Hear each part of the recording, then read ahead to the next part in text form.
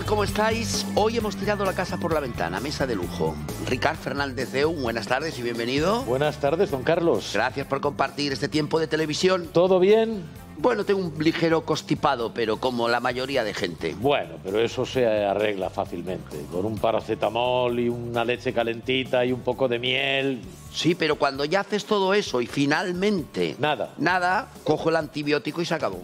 Claro. Ya, pues cuídese. Sí. Cuídese porque esto del antibiótico es peligroso, porque el día que lo necesite no le va a resultar de utilidad. Bueno, pero lo necesitaba esta vez. Bueno, pero vamos a ver, Ricard. Buenas tardes, buenas tardes. El problema es que el poco efecto que puede hacer el antibiótico en un momento de necesidad grave viene determinado no tanto por lo que él se tome, como por lo que en general tomamos todo, que va haciendo cada vez más resistentes las bacterias, y por lo que toman los animales que luego nos comemos. Eso también es verdad. Con lo cual, no sé, yo creo que si tome el antibiótico... Y a eso, Ricard Fernández Deu le ha añadido mis rezos, lógicamente. Hombre, eso es lo más importante, claro, rogativas. Y sobre todo por la voz. Rogativas, que usted cada día es más descreído.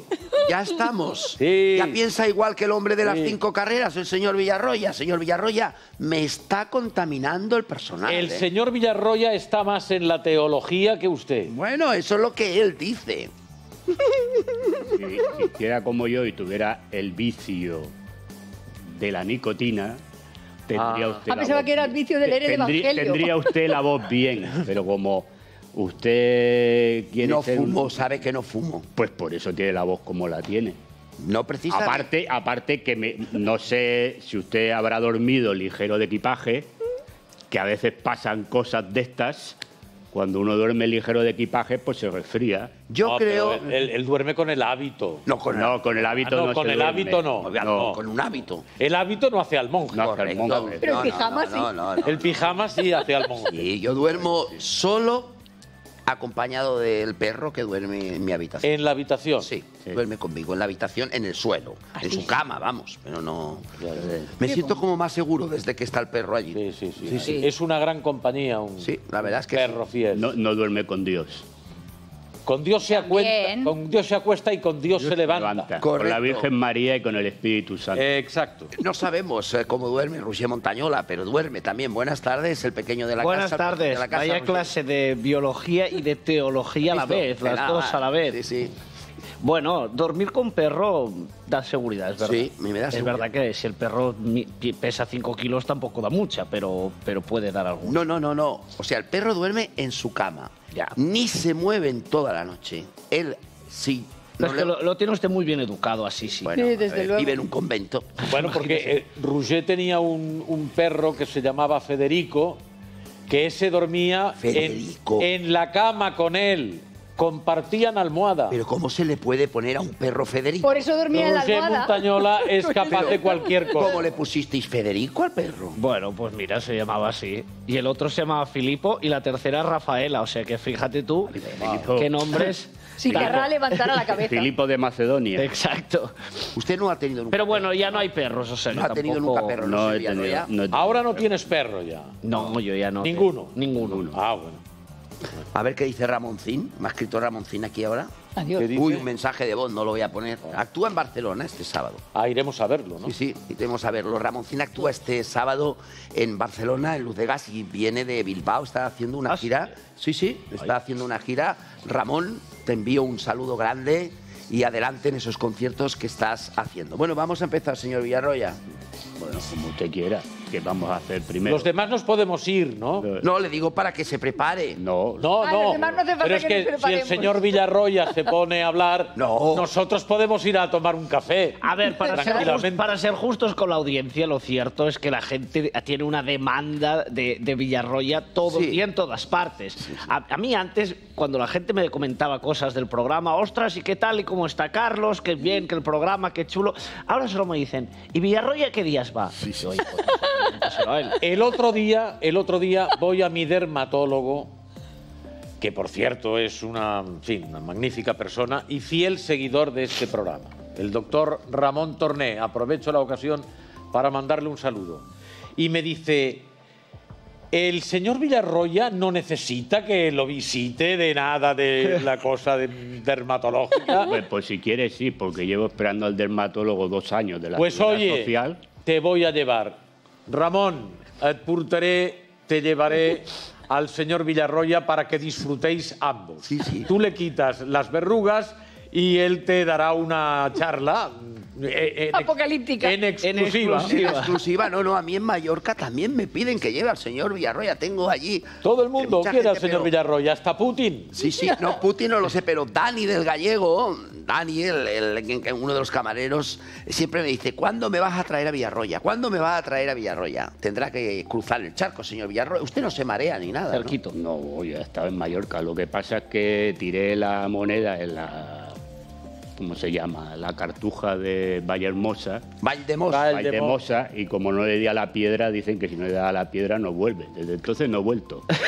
Entonces, Debe ser verdad, Hay entonces. que ir a ser tirar verdad. otra vez Lo la llevaremos, moneda. señor. Es decir, bueno, estoy esperando como la canción de Los Mismos cuando pongan el puente para Ya. ir en autostop. No se preocupe que le llevaremos. Le llevaremos en un transporte barato, que puede ser una barca de estas. Sí, Ah, o sea, sí, lo me digo va, a poner, porque me no- va a poner usted la golondrina del En una puerto menorquina te van a para que llevar. vaya dándole pedales a ver si llegamos, dirá, a ver si mientras tanto se cansa, se hunde la menorquina, Y se acabó el la señor golondrina Villarroya. y se acabó ya y habrá muerto por la causa. Bueno, pues vamos a la materia. Sé que están esperando los temas de esta tarde. Van a ser diferentes y variados, pero también van a ser de actualidad, porque claro, tenemos que hablar de la actualidad.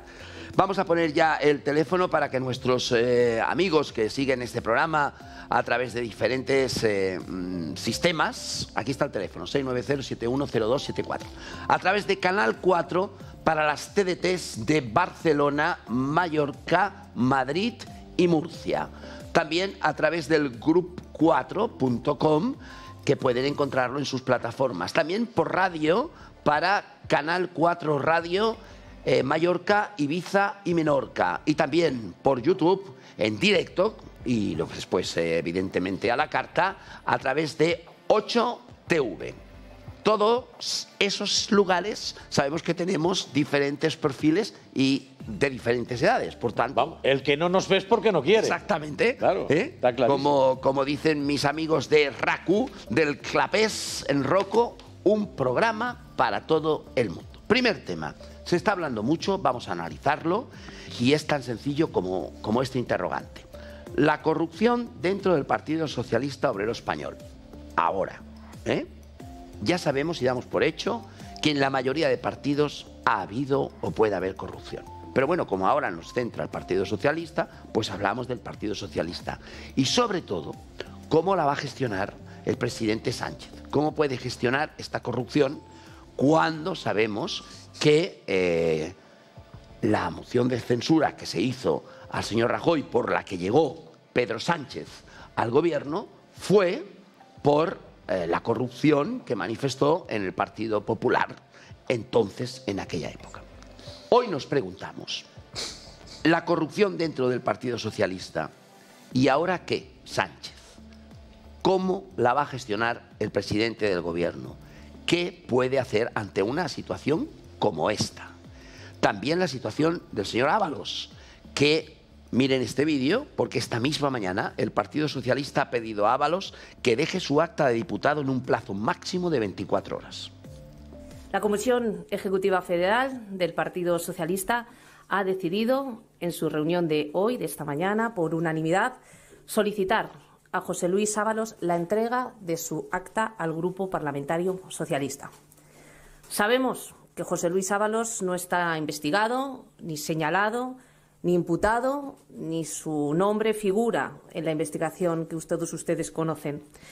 No nos erigimos en jueces, no somos fiscales, no juzgamos, pero a pesar de todo, la Comisión Ejecutiva Federal considera que sí existe una responsabilidad política.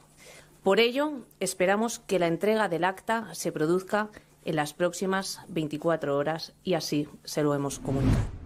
Pues abrimos teléfono 690-710274. ¿Cómo se soluciona un caso como este que estoy seguro que está haciendo mucho daño al Partido Socialista Obrero Español? Señor Ábalos ha concedido algunas entrevistas este fin de semana, una de ellas en La Sexta, donde ha llegado a decir: ministro y diputado no es la misma responsabilidad.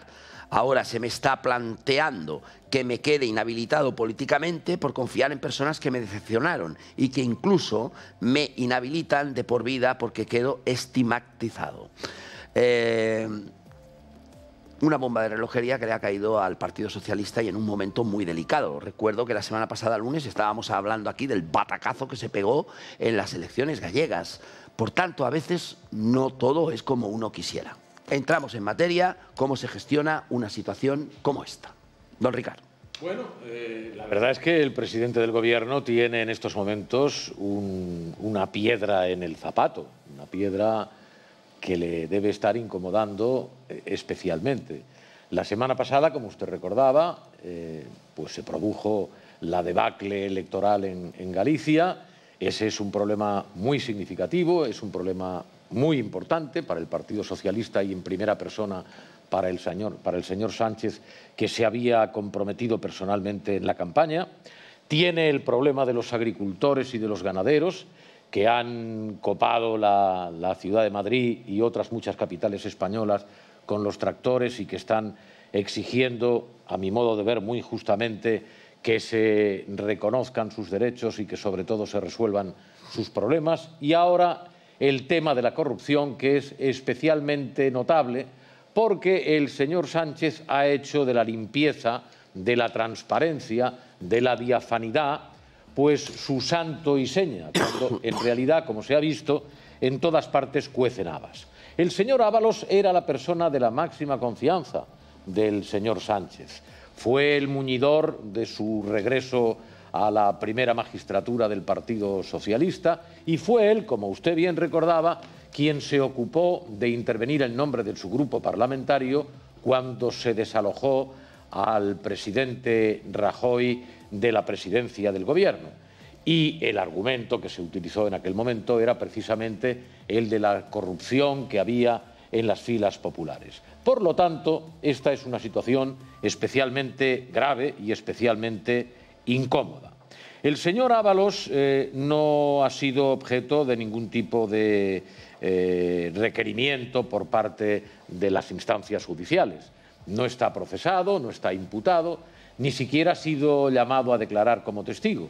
Lo que pasa es que el señor Ábalos era la persona que, digamos, propiciaba las andanzas, las aventuras, las operaciones de su mano derecha. El tal Koldo Gómez o López o Pérez, no sé exactamente cómo se apellida. García. Koldo García. Bien. Y entonces, por lo menos, invigilando, que decimos los juristas, ahí existe un cierto grado de responsabilidad.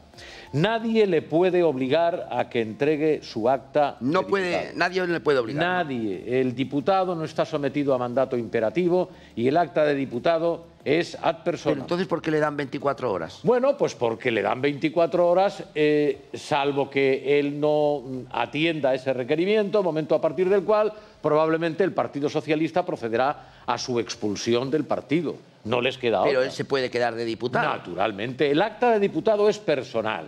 El acta se corresponde con la persona que ha obtenido el escaño. Y nadie, a no ser que él mismo lo haga, puede quitárselo. Vale. Salvo que esté especialmente condenado e inhabilitado después de una sentencia firme, cosa que en absoluto se ha producido ni parece que pueda llegar a producirse. La responsabilidad política, sin embargo, parece sustanciable porque, como ya he dicho, la proximidad al sujeto que es objeto de investigación es más que notable. Bien, ha situado muy bien Ricard Fernández Deu el tema, ya dejo el debate abierto y vamos al teléfono. Francisco de Rubí, ¿qué tal? Buenas tardes. Buenas tardes. Adelante, Francisco, tiene la palabra. Bueno, don Carlos, pues en primer lugar felicitarle por su programa, que me encanta. Muchas gracias. Y decirle que tiene usted cielo ganado, no por su profesión, sino por lidiar con los que le rodean. Ya. Y sobre el tema que nos ocupa esta tarde, pues ahora que está el PSOE, lo más reciente, los que ya peinamos ciertas canas como usted y como el señor Fernández Deu, pues con el PSOE ya nos acordamos de Filesa, Malesa, Tainesport, y si luego más reciente los ERES, ahora esto. Si echamos hacia la derecha, pues con el Partido Popular, pues ya sabemos todo lo de la Gürtel, etcétera, etcétera. Y aquí en casa, pues con Banca Catalana, con los Pujol, que todo va a venir de la herencia de la Di Florenzi, que yo jamás he visto una herencia que dé para tanto, y así, etcétera, etcétera, etcétera. Y en mi modesta opinión, pues no son más ladrones todos porque no entrenan. Que si entrenaran, vamos, más que los que nos alcanza la vista. Muy bien, así que un saludo para todos y felicidades por el programa. Muchas gracias, Francisco, desde Rubí, 690-710274. ¿Esto le está haciendo daño al Partido Socialista? ¿Le está haciendo daño a Pedro Sánchez? No sé, yo lo que sí creo es que Pedro Sánchez tiene una especial habilidad para ir poniendo cortafuegos respecto de su figura. Ya lo hizo con el propio Ábalos cuando era ministro y hubo una especie de cosa extraña que pasó en una zona franca del aeropuerto, que la vicepresidenta venezolana arrastraba una maleta que nunca se supo. El famoso Delsigate, sí. En aquel momento se dijo. No sabemos en qué acabó, pero de aquella el ministro Ábalos dejó de ser ministro. Lo hicieron diputado y yo me pregunto si no sería porque en su condición de diputado queda de alguna manera protegido por el aforamiento en cuanto a las responsabilidades que se pudieran derivar. Pero la cosa ha ido a mayores. El hecho de que se haya podido colegir que su mano derecha hubiera hecho un aprovechamiento casi diríamos que infame de la situación de pandemia para beneficiarse a nivel personal y que de alguna manera el tratamiento que tuviera acabara por significar que otras personas de su partido dieran el ok a partidas de mascarillas que llegaban de la mano de Koldo García, parece que efectivamente, como decía Ricard, por lo menos una responsabilidad política se le puede dar. Él no puede ser expulsado de su acta de diputado, pero sí puede ser expulsado de su grupo parlamentario. El partido también, por supuesto, pero eso a estos niveles no interesa. Lo que interesa es si puede ser expulsado del grupo parlamentario y quedarse, por tanto, como una célula aislada dentro de un grupo mixto, ¿no?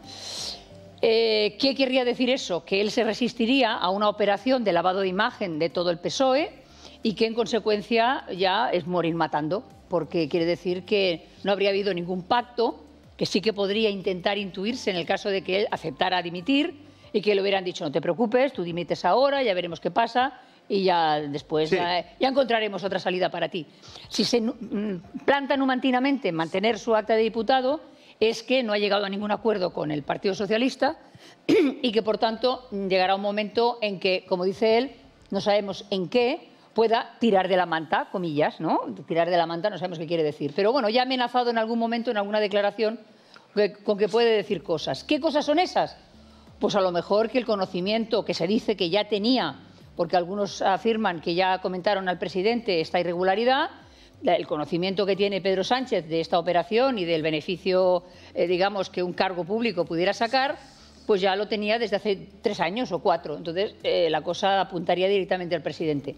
Ahora mismo lo que vemos, y la baraca que normalmente se aplica o se predica del presidente del Gobierno es muy grande, ahora mismo lo que vemos, yo creo, es un cortafuegos, veremos si lo acepta Ábalos y, por tanto, en qué medida uno y otro están de acuerdo o, por el contrario, ya han partido peras, que diríamos en Cataluña. Déjame añadir una cosa muy brevemente. Ya cuando fue cesado como ministro, parece que el señor Ábalos mantuvo un diferendo importante con el presidente del Gobierno porque él pidió una salida. Y esa salida consistía en la atribución de una embajada. Una embajada que concretamente, y si no tengo una información equivocada, se refería a la República del Paraguay. Entonces no se atendió ese requerimiento del señor Ábalos y el señor Ábalos se quedó, digamos, por expresarlo de un modo coloquial, colgado de la brocha.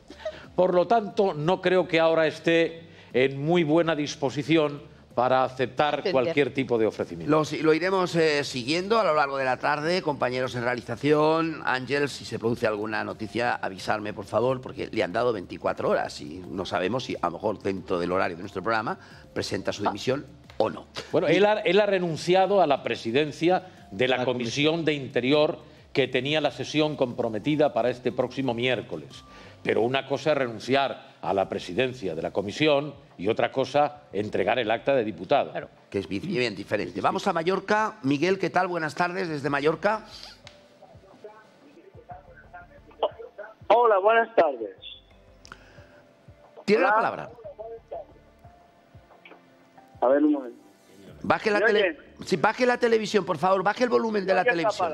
Vale, venga, adelante, Miguel. Bueno, ¿puedo hablar ya? Sí, adelante. Bueno, pues buenas tardes, lo primero de todo. Y yo como español solo quiero decir que me siento avergonzado de la clase política que tenemos, sea de un color o de otro. Porque es una vergüenza que nos roben de esta manera. ¿Comprenden? Gente como yo tengo 61 años, que hemos trabajado toda la vida, desde los 13 empecé yo, para que ahora estos señores a manos llenas que nos lleven el dinero y para después nos digan que no habrá dinero para las pensiones que ya hemos pagado, se me cae la cara de vergüenza, sinceramente, por ellos. Porque es una vergüenza, ¿me entienden? Muy bien, Miguel, gracias. Desde Mallorca no deja de ser también, pues eso, una frustración para muchas personas. Seguro que esta tarde tendrán la oportunidad de manifestar qué piensan, porque es verdad lo que ha dicho Montserrat Nebrera, creo. Es decir, Pedro Sánchez ha basado su vida política en la transparencia y en luchar contra la corrupción, y se ha encontrado con este asunto que seguramente pues no se esperaba, o sí, no lo sé. 690-710274. Bueno, yo no sé si lo esperaba o no, o lo dejaba de esperar, pero lo cierto es que de momento este señor no está imputado y, que yo sepa, no tiene ningún tipo de situación que difiera de cualquier otro de sus compañeros. Y mire que a mí el señor Ábalos, con todo el respeto, pero ni me va ni me viene, pero quiero decir que objetivamente está en esta situación. Dos, cabe recordar que Pedro Sánchez es el único presidente del gobierno desde la restauración democrática que llega a la posición inicialmente a través de una moción de censura que tiene como base la crítica a lo que sucedió con el Partido Popular y sus escándalos de corrupción, si no me equivoco, todo el tema de la Gürtel, pero la esencia de la moción es esta, con lo cual, claro, cuando él pone el listón es el primero que se lo tiene que aplicar. Y por eso el PSOE ahora también se encuentra, creo yo, viendo la rueda de prensa de su portavoz, en una situación difícil de gestionar políticamente hablando, me refiero. Porque, claro, queda muy bien salir como portavoz y decir, oiga, tiene usted 24 horas, pero el señor Ábalos no es un militante de base del Partido Socialista. Es decir, ha sido el secretario de organización del Partido Socialista. Y ser secretario de organización del Partido Socialista quiere decir que cosas... Saber muchas cosas. Sabes. Es decir, al final es el fontanero mayor del reino, socialista en este caso, ¿no? Con lo cual, yo creo que las próximas... ya iba a decir 24, pero ya 15, 16 horas, veremos hasta qué punto esta batalla está las espadas en alto o no. Si no hay una dimisión, o sea, si no deja el acta de diputado, esto quiere decir que este señor es consciente de que su carrera política del Partido Socialista está finiquitada. Claro. Si no la deja, está finiquitada. Si la deja... puede haber, como se comentaba anteriormente... Bueno, también. pero habrá algún arreglo. Pero bueno, puede haber un arreglo a futuro. Hemos visto políticos que en un momento han salido y que después, a través de un proceso, al cabo de los años, vuelven a estar. Pero lo que está claro es que si tú le planteas un cara a cara directo al presidente del gobierno, al partido que está gobernando, primero es porque te sientes fuerte, y la segunda, es evidente que tu recorrido ahí es poco. Y hay una última cuestión, que tampoco es menor y que no estamos comentando, que es que las mayorías en el Congreso de los Diputados tampoco son especialmente bollantes para los intereses del gobierno de coalición y sus aliados. Quiero decir que un diputado para arriba, un diputado para abajo, no es un tema... menor. No digo que sea dramático, porque seguramente ahora no es uno, pero es muy importante también. Con lo cual, esta historia puede complicarse un poco al presidente del gobierno. Sergio, desde Viladecans, ¿qué tal? Buenas tardes. Hola, buenas tardes. Adelante, Sergio. Mire, yo lo primero que quiero dejar claro que no soy votante del PSOE, y lo que voy a decir es... no en defensa del señor Ábalos, pero sí que él tal vez no sea el culpable de todo lo que está haciendo. Y a mí lo que no me está gustando es la derecha, lo que está, o sea, la derecha está usándolo está usando por elevación que caiga también el presidente del gobierno. Yo es que no se acuerdan ellos de cuando la señora Aguirre tenía aquellos dos presidentes corruptos que se llevaron un montón de dinero y ella no sabía nada, y como no sabía nada, nadie les ha hecho nada. Sí, creo que le pasó. Rajoy, saltó el también presidente del gobierno, ¿le parece poco? Cayó Dígame. Hasta el presidente del gobierno, el señor Rajoy. Sí, vale, cayó el presidente del gobierno, pero el señor presidente del gobierno también estaba implicado en los papeles del Bárcenas y poniendo su mismo punto M. Rajoy, no dimitió por eso. O sea, ninguno, cuando les cogieron a todos, cuando les cogieron y los pillaron con las manos en la masa, no dimitieron. O sea, no dimitió ninguno. O sea... La corrupción es corrupción. Muchas gracias, Sergio. Venga de donde venga, querido amigo. Antes de la comparecencia de esta mañana, Pedro Sánchez se pronunció este fin de semana sobre la ejemplaridad de su partido en los casos de corrupción. Un gobierno que nació además de la necesidad de acabar con la corrupción de la anterior administración del gobierno del Partido Popular. Un momentito que ahora lo ordenamos, que salía mal y nada más falta que salga mal el presidente Pedro Sánchez. No quiero ya ni pensarlo. ¿Lo tenemos ya, chicos? Adelante.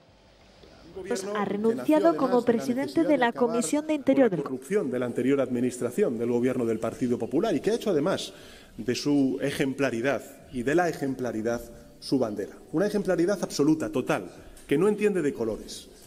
Y quiero además reafirmarme en que esa lucha contra la corrupción ha de ser implacable, venga de donde venga y caiga quien caiga. Frente a quienes obstaculizaban la acción de la justicia para dificultar investigaciones que les afectaban, como ocurrió durante la administración del Partido Popular, hoy hay colaboración absoluta con la justicia para llegar hasta el final. Y frente a quienes amparaban la corrupción, expulsaban a quien denunciaba, transparencia absoluta hoy, y el que la hace, la paga. Así ha sido durante estos últimos 6 años y así va a seguir siendo durante estos próximos 4. Más claro imposible, el que la hace, la paga. Por tanto, tendríamos ahí esos 24 horas, como claro, diciendo, oye, te tienes que marchar. Hay que decir a favor del, yo creo, honestamente, que hay que decir a favor del presidente que no ha hecho, algunas veces en Cataluña hemos visto como algunos dirigentes, cuando se iniciaba un procedimiento contra alguno de ellos por este tipo de asuntos, acababan diciendo que todo era lawfare, que era una persecución judicial, que era con mala intención. Ese, por lo menos en apariencia, ya lo sé que es teórico y que luego veas a ver cómo acaba, pero este respeto por lo que sean las investigaciones hasta donde lleguen y esta idea, por lo menos como mensaje de que efectivamente quien la hace la tiene que pagar, yo creo que esto hay que reconocerle que lo ha dicho. Es verdad. Lo ha dicho. Y no es una cuestión menor, porque estamos en un momento en que las instituciones parece que las lleva todo el mundo por el arroyo, creyendo que todos los intereses que las mueven son siempre espurios y tiene un efecto muy letal sobre la ciudadanía y sobre la ejemplaridad que pueda tener el buen comportamiento. Ya sé que hay corrupciones, corruptelas, gente que se vende, esto pasa en todos los paños, pero que el presidente del gobierno diga, oye, vamos a ver qué pasa, que más de un dirigente haya salido diciendo, bueno, hasta donde lleguen las investigaciones, es verdad, jurídicamente hablando, penalmente hablando, no ha llegado hasta Ábalos, políticamente ya se ve que sí que tiene un recorrido, pero es verdad, él no ha sido imputado en nada. Habrá un montón de gente en torno a este señor y este señor habrá sido asesor de Ábalos durante mucho tiempo, pero hasta donde nos alcanza, esa es la realidad y la verdad procesal. Lo que pasa es que aquí enseguida acabo, José Miguel, aquí hay una situación que se complica porque el personaje en cuestión no solo deberá responder de sí mismo.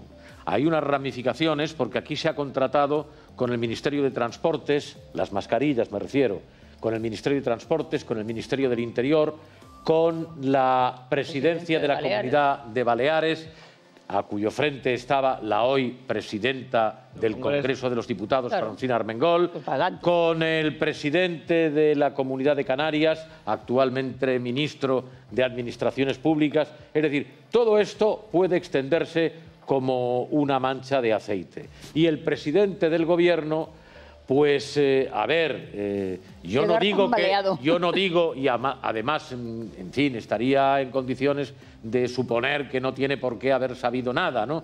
Pero llama la atención, sobre todo tratándose de alguien vinculado a una persona que era su mano derecha. Claro. Así es que, claro, la sospecha existe. Vamos a Palma de Mallorca. Juan, ¿qué tal? Buenas tardes desde Palma de Mallorca. Hola, buenas tardes, Carlos, y a la mesa que está ahí presente. Adelante, tiene la palabra, Juan. A ver, mi comentario es que los 140 años del PSOE es de robo y de crímenes. Yo creo que es el mejor eslogan que tiene el PSOE. Y solamente saben criticar a los demás, pero nunca se aplican el cuento ellos mismos. Y Sánchez tiene más que los robos económicos. Muy bien, Juan, desde Palma de Mallorca nos hace llegar su opinión. Tú que estás viendo el programa, usted que está viendo el programa, puede coger el teléfono y decirnos qué piensa. 690-710274. Señor Villarroya, ¿tiene usted la palabra? Pues no pasará nada. ¿No pasará nada? No, porque estos casos de corrupción ya los hemos visto en el PSOE, en el PP, lo que era Convergencia y Unión, ahora Junts, en Esquerra, en el PNV, en el otro y en el de la moto.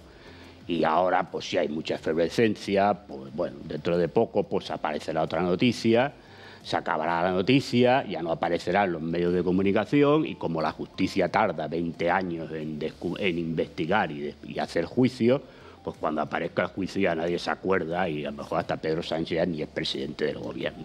Ya se encargará el PP de recordarse. Bueno, pero el PP también ya le salgará alguna al PP, ya está, porque una tapa a la otra. Por lo tanto, es decir, pues ya está.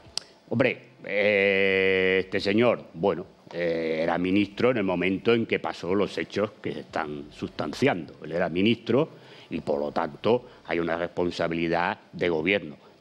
Que Pedro Sánchez supiera o no supiera, pues esto entra dentro de lo que cada uno quiera pensar y opinar, porque pruebas sustanciales no hay ninguna de que Pedro Sánchez estuviera enterado de que este señor, o un colaborador de este señor, un asesor de este señor, estaba vendiendo mascarillas que venían de donde venían y que las vendía a precio triple o cuatriple de lo que correspondería venderlas en el mercado.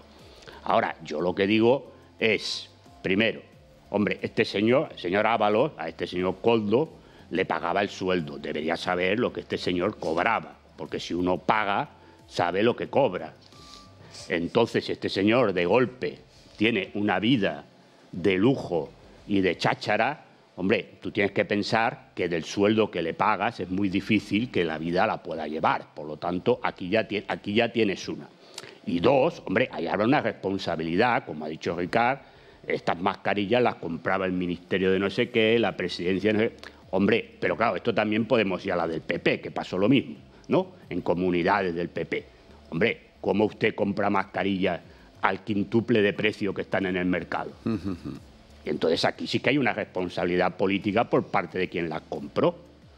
Porque, a ver, si en el mercado, si tú vas al mercado y la mascarilla vale 80 céntimos y estás comprando una mascarilla que vale 3 euros y es el mismo tipo de mascarilla, pues aquí, hombre, aquí sí que creo que hay una responsabilidad política de quienes han comprado estas mascarillas a un precio que las han comprado, porque resulta que este señor era el asesor de Ábalos y, por lo tanto, como en ese momento el señor Ábalos, aparte de ser ministro, era secretario de organización del PSOE, persona influyente, porque hay que decir que los secretarios de organización fundamentalmente son los que hacen las listas electorales, para que la gente sepa lo que es un secretario de organización dentro de un partido político.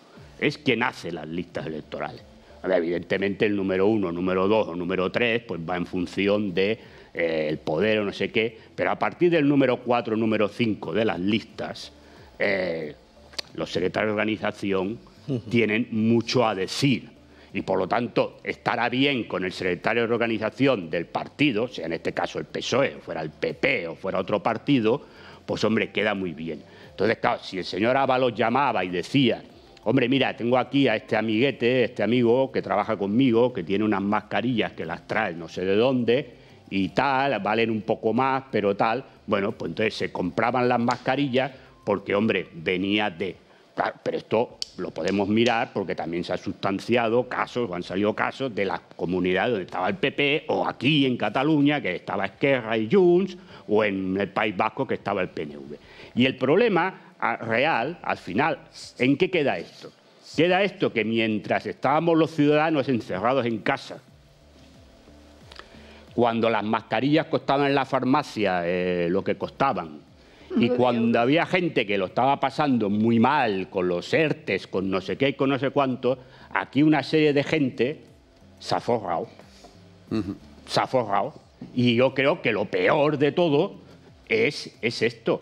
Pero bueno, esto es consustancial al sistema en el que vivimos y ya está. Y ya le digo, no va a pasar nada, porque esto, ahora hay mucho ruido, yo me imagino que este señor al final dimitirá. Conociendo más o menos al PSOE como lo conozco, este señor dejará el acta. Y esto se olvidará. Y como tardará muchísimo en hacerse el juicio, y pues habrán otras noticias, y una noticia tapa la otra.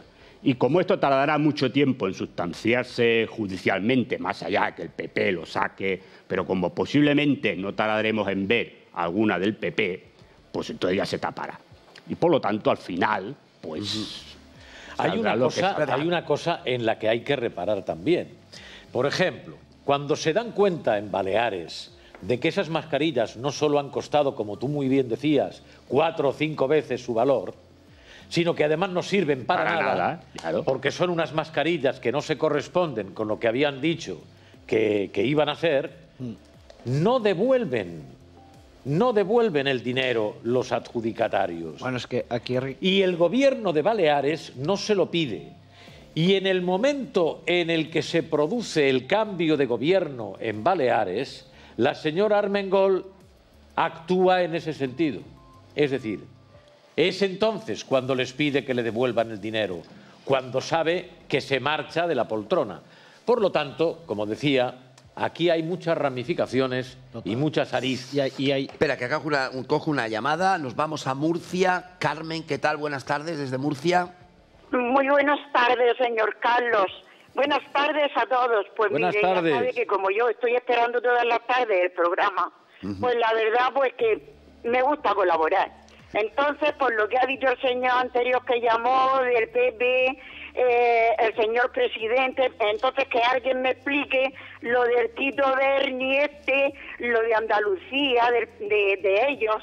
Mire, y ahora mismo en esta trama, pues el señor Ábalos es el principal, está el señor Marlaska, está la señora Armengol, pues no hay nadie. Lo que pasa es que el hermano de Ayuso sí ha sido juzgado. Esto veremos a ver lo que la justicia hace con ellos.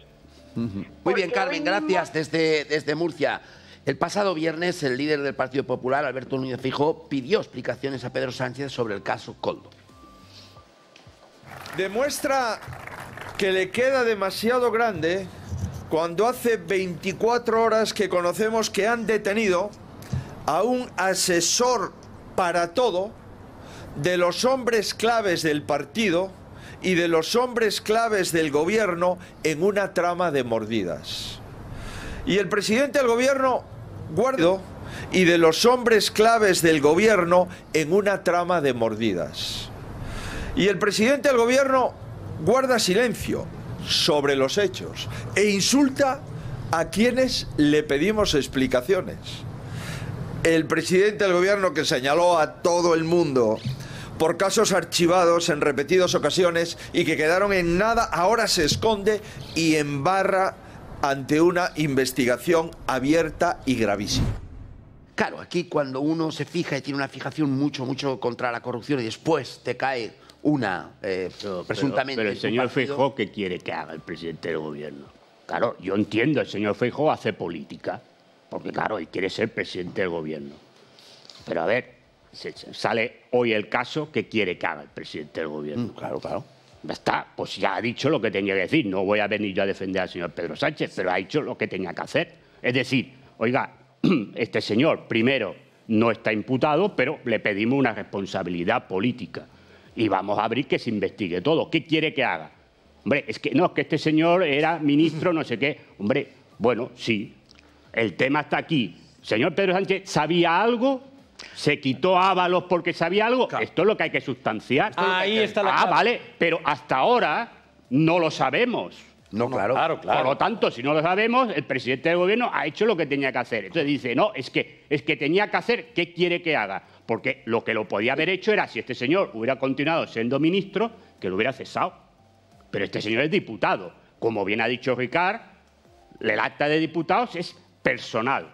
Correcto. Porque si las actas de diputados, como hemos reclamado muchos durante muchos años, mientras no sean elecciones nominales, es decir, que el diputado se gana, como pasa en Gran Bretaña, se gana su acta de diputado, y la gente vaya en una lista donde va el 20 y no lo conoce nadie, o sea, fueran del partido, entonces si el acta de diputado fuera del partido, entonces sí que se le puede obligar al señor Pedro Sánchez y decir, oiga, usted eche de diputado a este señor.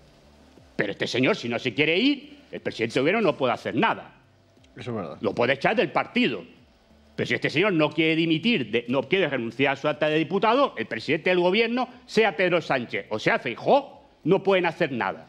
Claro, José Miguel. Lo que pasa, si me permites un momento, lo que pasa es que al no haber dicho cuáles eran las razones por las cuales en su día cesó al señor Ábalos de ministro. Lo dice alguien, Ricard, cuando cesa a los ministros. Bueno, no, pero claro. Tenemos que hacer los periodistas cábalas. No, pero José Miguel, no lo dice ahora, nada. Al saberse todo esto, relacionas. Se puede deducir que tal vez el presidente lo sabía y que por eso lo cesó. Pero tú sabes. Pero claro, si lo sabía, sabía también toda la trama. Claro. Y si conocía toda la trama, se le caían los palos del sombrajo. Pero es que porque se le caía Francina Armengol, claro. se le caía el presidente de Canarias, se le caía el ministro del Interior, se le caía el ministro de Transportes, se le caía todo. Claro, pero esto es lo que está por verte bien. Coge una llamada y estoy de acuerdo trae la contigo, palabra. Ricard. Pero tú, que eres un abogado y además un buen abogado, sabes que pues, si vamos a juicio de presunciones o de suposiciones no se puede acusar a nadie. Indubis pro reo. Bueno, acaban de condenar a Daniel Alves por pruebas indiciarias, ¿eh? Bueno. Claro, vamos al teléfono. Que pienso que Pedro Sánchez no vamos al teléfono. Vamos Monse atrás. de Barcelona, ¿qué tal? Buenas tardes. Hola, buenas tardes. Adelante, Monse. Hola, mira, pues yo quería comentar, sobre todo, mira, me hace mucha gracia el eslogan que han escogido, Impulso de País, porque la primera vez que lo leí, lo que yo leí es el pulso al país. ¿Qué es lo que está haciendo Sánchez? Está echando un pulso al país que nos tiene entre el tema de Marruecos, que no contesta, que no dice, que no sabe, que vamos, que se limita a callarse, sin que sepamos nada. El tema de los agricultores, que es un problema grave, porque además yo lo entiendo porque me toca de cerca y porque sé lo durísimo que es el campo. Lo sé, porque cuando la expresión deslomarse es literal, es deslomarse.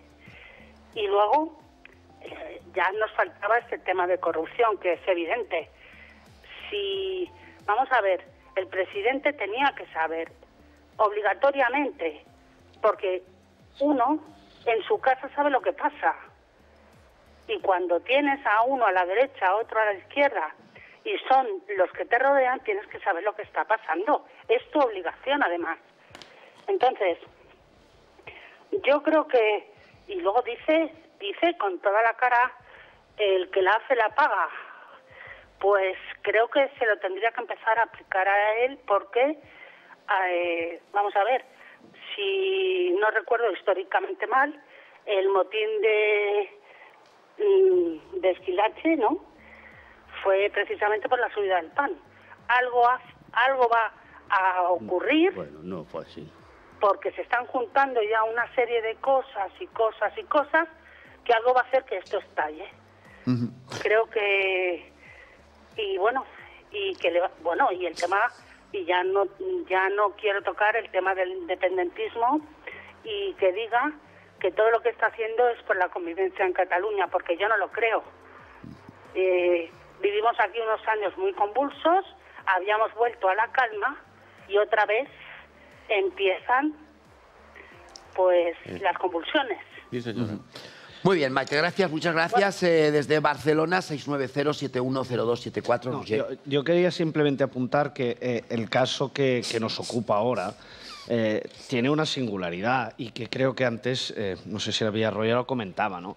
Es que durante los meses iniciales de la pandemia todos vivimos una situación de, bueno, como sociedad que nunca habíamos vivido, de desesperación, de saturación, etcétera, y eso hizo que muchas cosas, como las teníamos entendidas, dejaran de ser. Una de estas cosas, era la ley de contratación, creo, del sector público en algunos ámbitos. Es decir, vender 2 millones de mascarillas hoy, por decir algo, en una situación regular, hay un procedimiento para la compra de las mismas, que tiene que haber un concurso, que tiene que haber...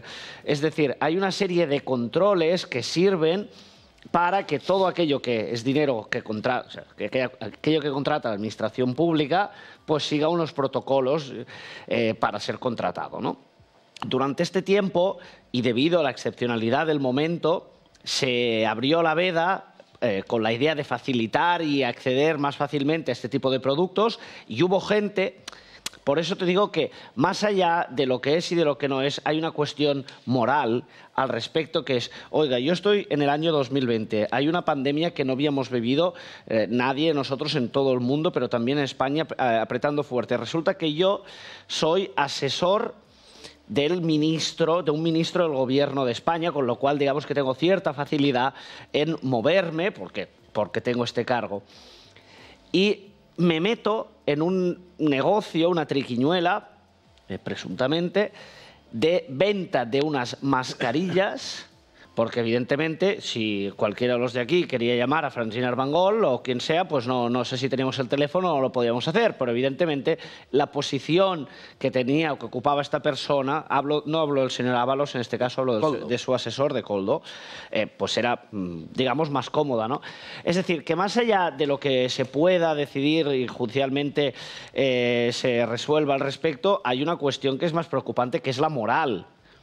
Que es decir, que en un momento de desesperación social, de incertidumbre total, el hecho de intentar jugar a hacer un negocio siendo tú parte del gobierno, aunque sea como asesor. Pero vamos a ver. Es decir, aquí yo creo que aplica una cuestión que es diferente. Y ya entiendo lo que quieres decir, pero aquí hay una consideración a hacerse. Es decir, una cosa es que con motivo de la pandemia los procedimientos de contratación se pasasen por alto.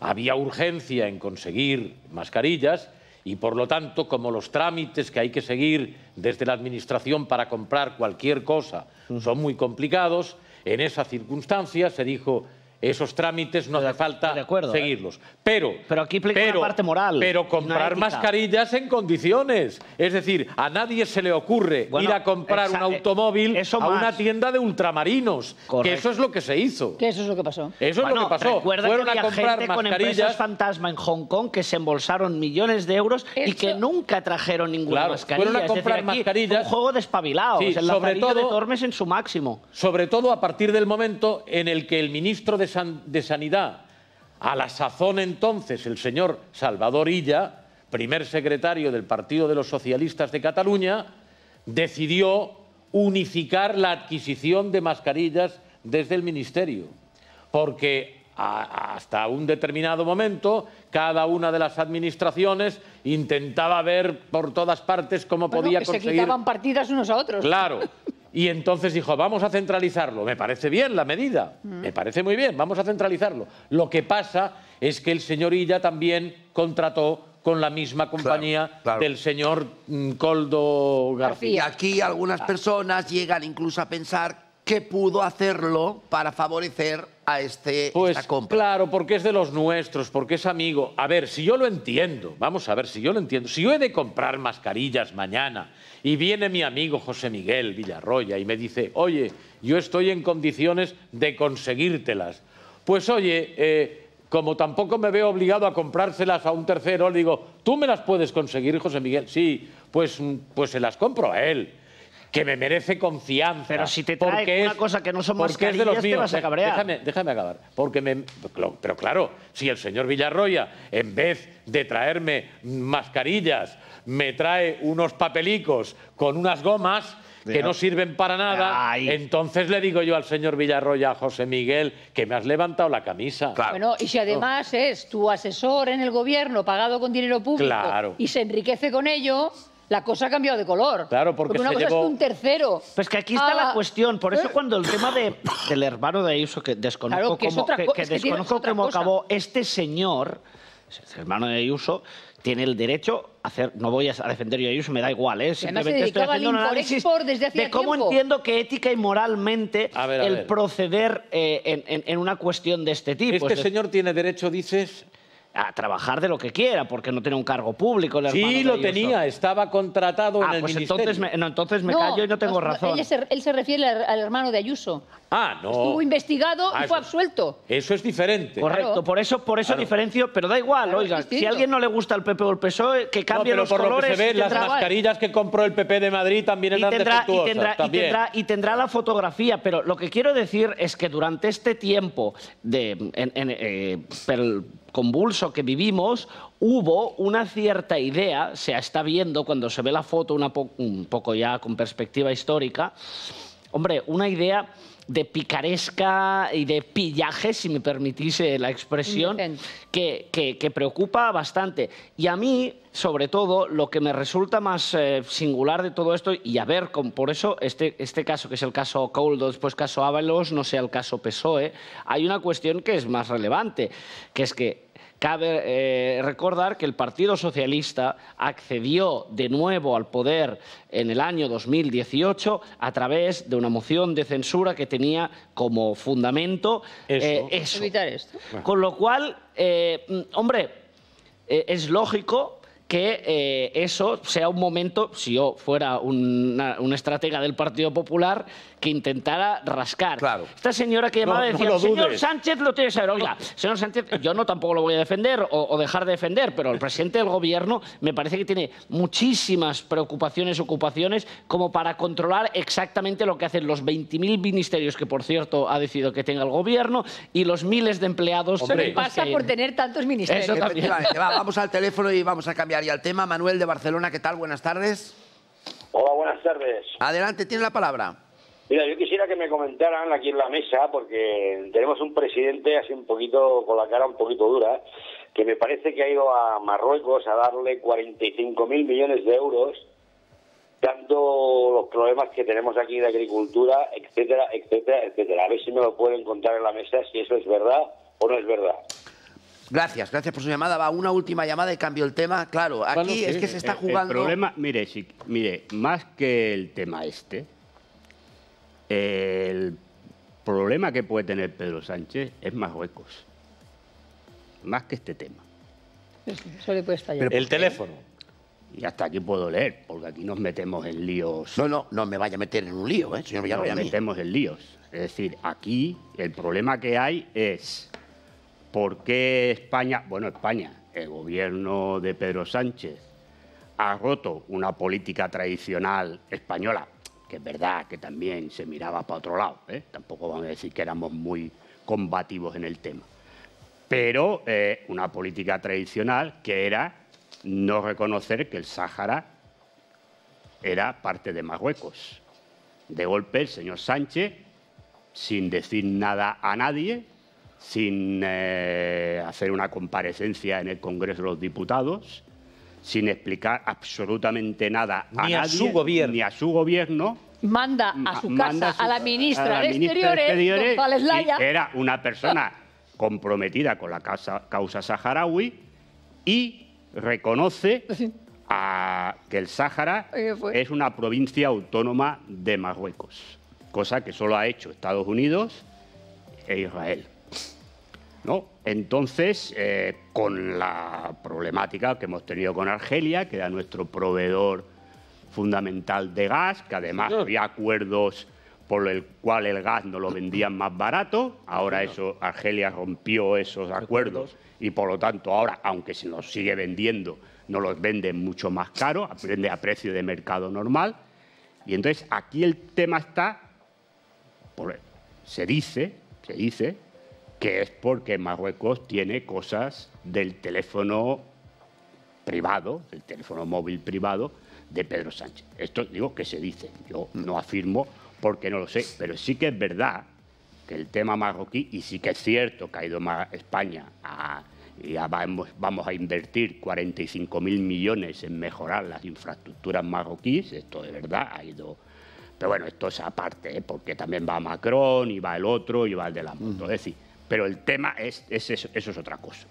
El tema está en el reconocimiento de España del Sáhara como provincia autónoma del Reino de Marruecos. Ese es el problema y ahí es el talón de Aquiles del señor Pedro Sánchez, más que el problema de Pedro. Pues ahí está esta argumentación y ya la última llamada de este tema. Fernando desde Sant Cugat, ¿qué tal? Buenas tardes. No, ya no está Fernando. Bueno, pues entonces vamos a por otro tema, aprovechando que también hoy tenemos aquí al señor Villarroya.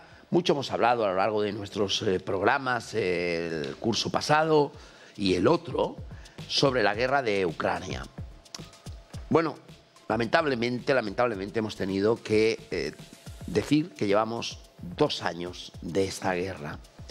Por eso queremos hacer un análisis en qué punto estamos, hacia dónde va esta guerra, hasta cuándo. Porque se siguen perdiendo vidas, constantemente. Y a pesar de que mucha gente la ha dejado en un segundo plano porque apareció la guerra de Gaza, hay gente que nunca ha dejado de ver lo que está pasando allí, como es Sor Lucía Carán, a la que le envío un fuerte abrazo, que sé que está regresando de Ucrania. 690-710274, 2 años de guerra en Ucrania. ¿Hasta cuándo? Esta es la pregunta. 2 años se cumplen de la invasión rusa a Ucrania. Una guerra que ha tambaleado los cimientos de Europa. Se ha cobrado muchas vidas y ha supuesto un importante coste económico. El primer bombazo a Ucrania cae sobre Europa entre el estupor y los peores augurios. La dependencia energética y alimentaria conduce a la inflación a niveles insostenibles. Porque ha sido necesario poner en marcha programas para paliar el impacto del shock inflacionista sobre las condiciones de vida de la gente. Europa se coordina, España consigue la excepción ibérica y el esfuerzo funciona. Se moderan los precios. En algunos momentos de 2022 superiores al 10%, a estar ahora en el entorno del 3%, lo cual es muy significativo. El sector exterior aguanta y el empleo también. El mercado de trabajo ha resistido con fuerza y tiene unos resultados extraordinarios. Y España salva los muebles. En España hemos tenido un crecimiento económico del 2,5% frente a una caída del 0,3% en Alemania. Pero la nube está ahí. Va a suponer también cierto drenaje importante de recursos financieros para la Unión Europea la necesidad de financiar la reconstrucción de Ucrania. Con una guerra estancada que puede lastrar inversiones imprescindibles. Para garantizar la transición ecológica, para garantizar la seguridad económica y también para garantizar una mejor defensa. Hay fondos europeos para lograrlo. Hace falta certidumbre y arrojo político. Pues imagínense si llegamos a pensar que esta guerra también está construida en parte para que alguien saque provecho económicamente hablando. Imagínense, 690-710274. Pues como todas las guerras. Pero quiero recordarle que esta guerra es una invasión de Putin. Yo se lo digo para que no lo olvidemos. Bueno, eso esto dice usted. Es decir, hombre, vamos a ver. Mire, la guerra se está desarrollando, como yo dije, desde el minuto 0 que empezó la guerra. Es decir, este programa lo hacíamos antes en otra cadena. Cuando empezó la guerra yo dije lo que iba a pasar. Aquí hubo mucha gente que me ponía de vuelta y media porque yo decía tal y que iba a ganar Ucrania y que no sé qué, no sé cuánto. Y al final, después de 2 años, hombre, yo lo hubiera acabado antes. Ya se lo expliqué cuando estábamos en la cadena. Pero bueno, yo no sé lo que quiere el Kremlin y deja de querer. Yo no soy miembro del Kremlin, por mucho que mucha gente diga que Putin me paga un cheque a fin de mes. Alguien se lo debe quedar porque a mí no me llega. Yo, militarmente, yo ya dije lo que iba a pasar. Y le puede gustar a uno, le puede gustar a otro. Es decir, yo dije desde el minuto 0 de empezar esta guerra que Ucrania tenía la guerra perdida. Y esta guerra se acabará cuando Ucrania firme la rendición. Y después de 2 años, pues la situación es la que yo dije. Es decir, hay un cansancio en la población europea porque se está gastando dinero en Ucrania y se están quitando de necesidades que tenemos los europeos. Ucrania en este momento ya no tiene armamentos y no tiene fundamentalmente hombres, ¿no? Porque ahora están hablando de hacer otra ley del EVA, etcétera, etcétera, pero parece que los voluntarios no son tan fuertes ni tantos como fue al principio. Entonces, este es el problema. Entonces, usted dice, ¿va a durar la guerra más? Pues bueno, dependerá, ahí ha de sí que dependerá de Rusia.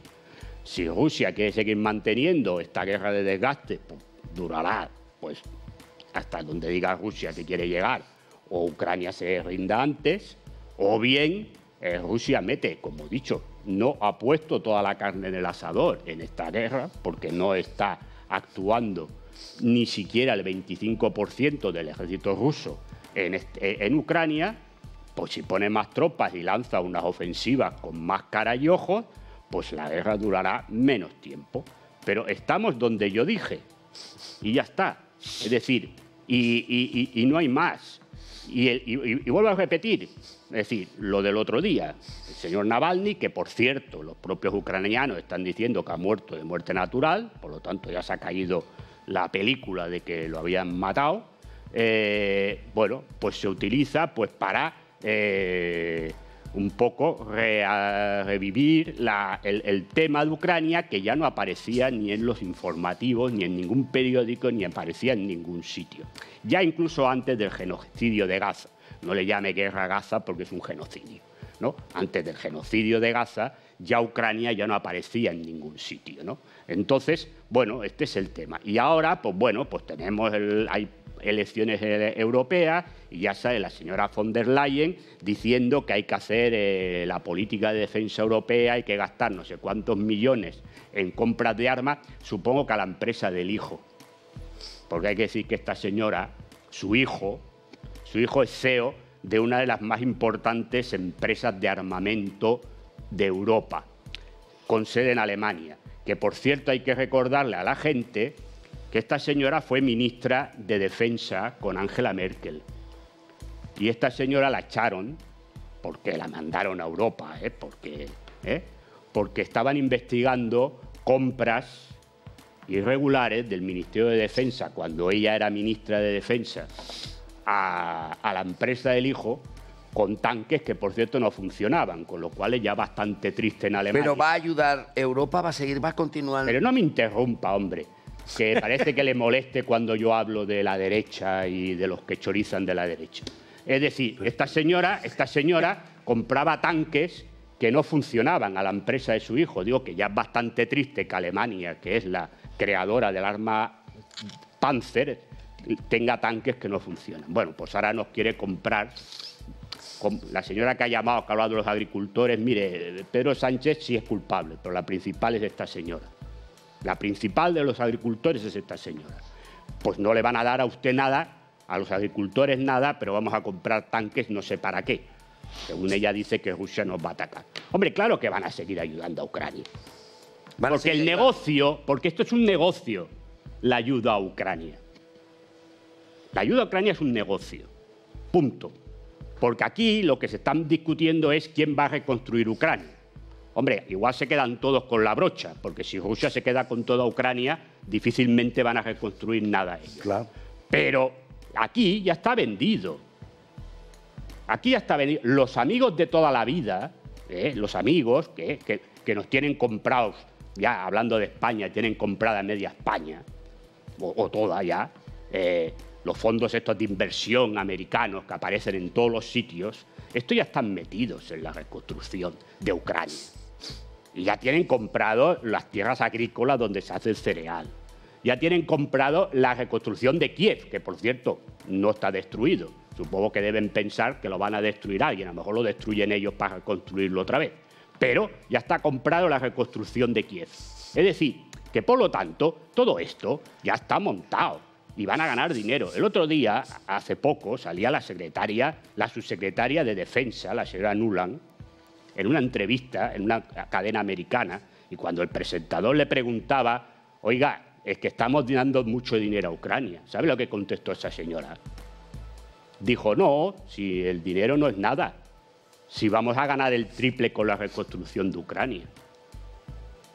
Claro, entonces aquí está el tema. Aquí el que está pagando el pato no es ni Rusia, porque las sanciones son un chiste malo, como yo dije al principio, y ahora ya hasta reconocen todo el mundo, es un chiste malo, porque sigue ganando mucho dinero Rusia con la venta de petróleo, la venta de gas, y no por terceros países, no, directamente. El principal país que está comprando petróleo y gas a Rusia no es China, por mucho que nos estén vendiendo la moto por las televisiones. Es Estados Unidos. Estados Unidos. Es decir, y luego las sanciones son a la carta, porque los productos de lujo no se les ha puesto sanción. Y yo le voy a poner un ejemplo, no voy a decir nombres. Es decir, en Barcelona ciudad, en el Paseo de Gracia, que es la calle principal, donde hay unas tiendas que yo no puedo pasar porque ya solamente pasar por delante me cobran más de lo que yo gano, allí se venden relojes que cuestan $500.000 de euros. Bueno, uno de los que más compraban eran todos estos oligarcas rusos que venían aquí de vacaciones. Bueno, claro, no pueden venir porque no les dejan venir. Bueno, yo conozco a gente que trabaja en estos sitios. Y yo les dije, un día, bueno, pues ahora os debe ir mal la cosa. Dice, no, porque las compran por internet. Y yo dije, hombre, pero si resulta que está sancionado Rusia y no se puede enviar nada. Dice, no, los productos de lujo se pueden enviar sin problema. Es decir, que por lo tanto, quien está pagando el pato de esta guerra somos nosotros, el pueblo llano, independiente de la gente que esté muriendo allí, de un lado y de otro. Pero lo que estamos pagando el pato somos los países europeos. Porque en el fondo la Unión Europea y Estados Unidos, es decir, a órdenes de los amos del cortijo, a órdenes, repito, de los amos del cortijo, tenían como objetivo el empobrecimiento general de la población de Europa Occidental. Algo que están consiguiendo muy bien, por mucho rollo que nos haya soltado esta señora del vídeo este. Vamos a dar la palabra ya. Es decir, que esta es la realidad. No, déjeme acabar, hombre. Pero bueno, si no deja usted acabar nunca nadie, favor, hombre. ¿Que quieren hablar? Deje usted acabar, ¿no? Porque ya que soy el único que defiende a Rusia, hombre, pues tenga un poco, porque luego tendré ataques de 3, de los que llamen y no sé qué, ¿no? Entonces, esta es la realidad del barquero. Y por lo tanto, yo lo que le digo a ustedes es que no se dejen tomar el pelo por nadie y piensen, cosa que no le interesa a este sistema. Piensen, porque la culpa de lo que les pasa no es de Vladimir Putin. La culpa de lo que le pasa lo tiene más cerca de casa. Bueno, después de este tiempo de disertación del señor Villarroya sobre este tema, vamos al teléfono. Rosa de Barcelona, ¿qué tal? Buenas tardes. Hola, buenas tardes. Adelante, tiene la palabra. Yo también estaba pensando esto ya hace tiempo, de que las guerras, si se las hacen entre Ucrania, Rusia, Ucrania, que sean entre los dos. Pero si los demás países entran a ayudarles, estas guerras durarán años. Si hubieran sido ellos dos, ya se hubieran terminado quizás. Eso es como las huelgas en todas las ciudades. Si la gente de la calle no hace las huelgas, solo se lo hace el empresario y el trabajador, se terminarían pronto y no perjudicarían a la gente del pueblo.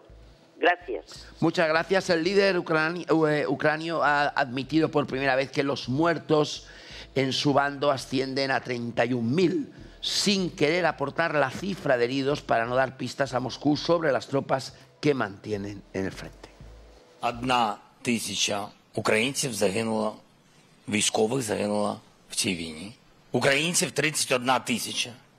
І для нас це дуже боляче. Я не скажу, скільки поранених, тому що Росія буде знати, скільки людей пішло з поля бою. Просто не скажу про це.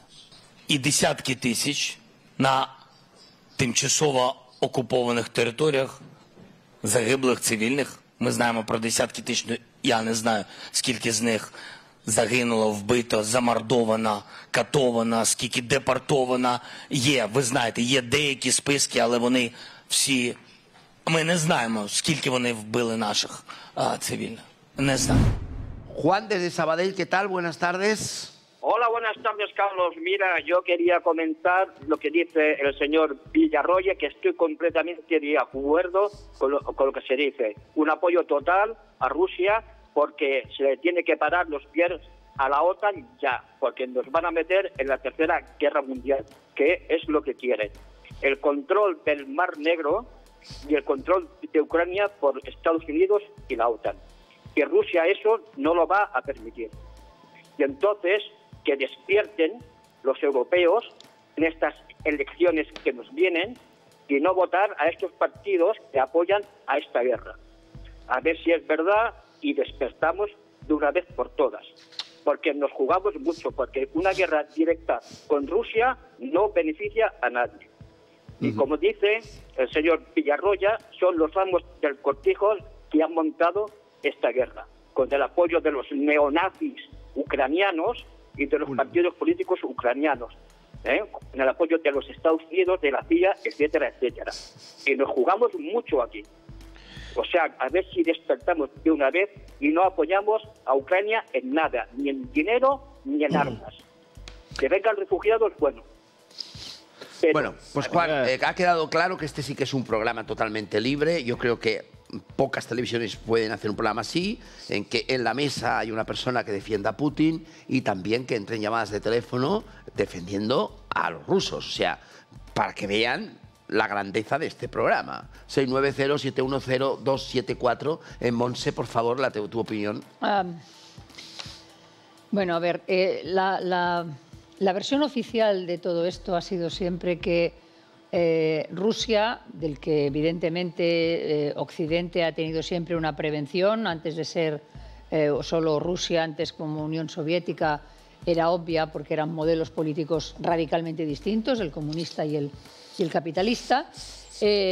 Rusia es el que invade Ucrania y quiere hacer eso que ellos no llaman guerra, que Ucrania llama desde el principio guerra, y concita el apoyo de las fuerzas occidentales reunidas en torno a la OTAN, capitaneado por Estados Unidos, y con todas las, digamos, vergüenzas e hipocresías que ha señalado Villarroya respecto del mantenimiento de relaciones económicas bajo mano, con una apariencia de hacerle sanciones a Rusia que no, en realidad no se han producido. Esta es la historia.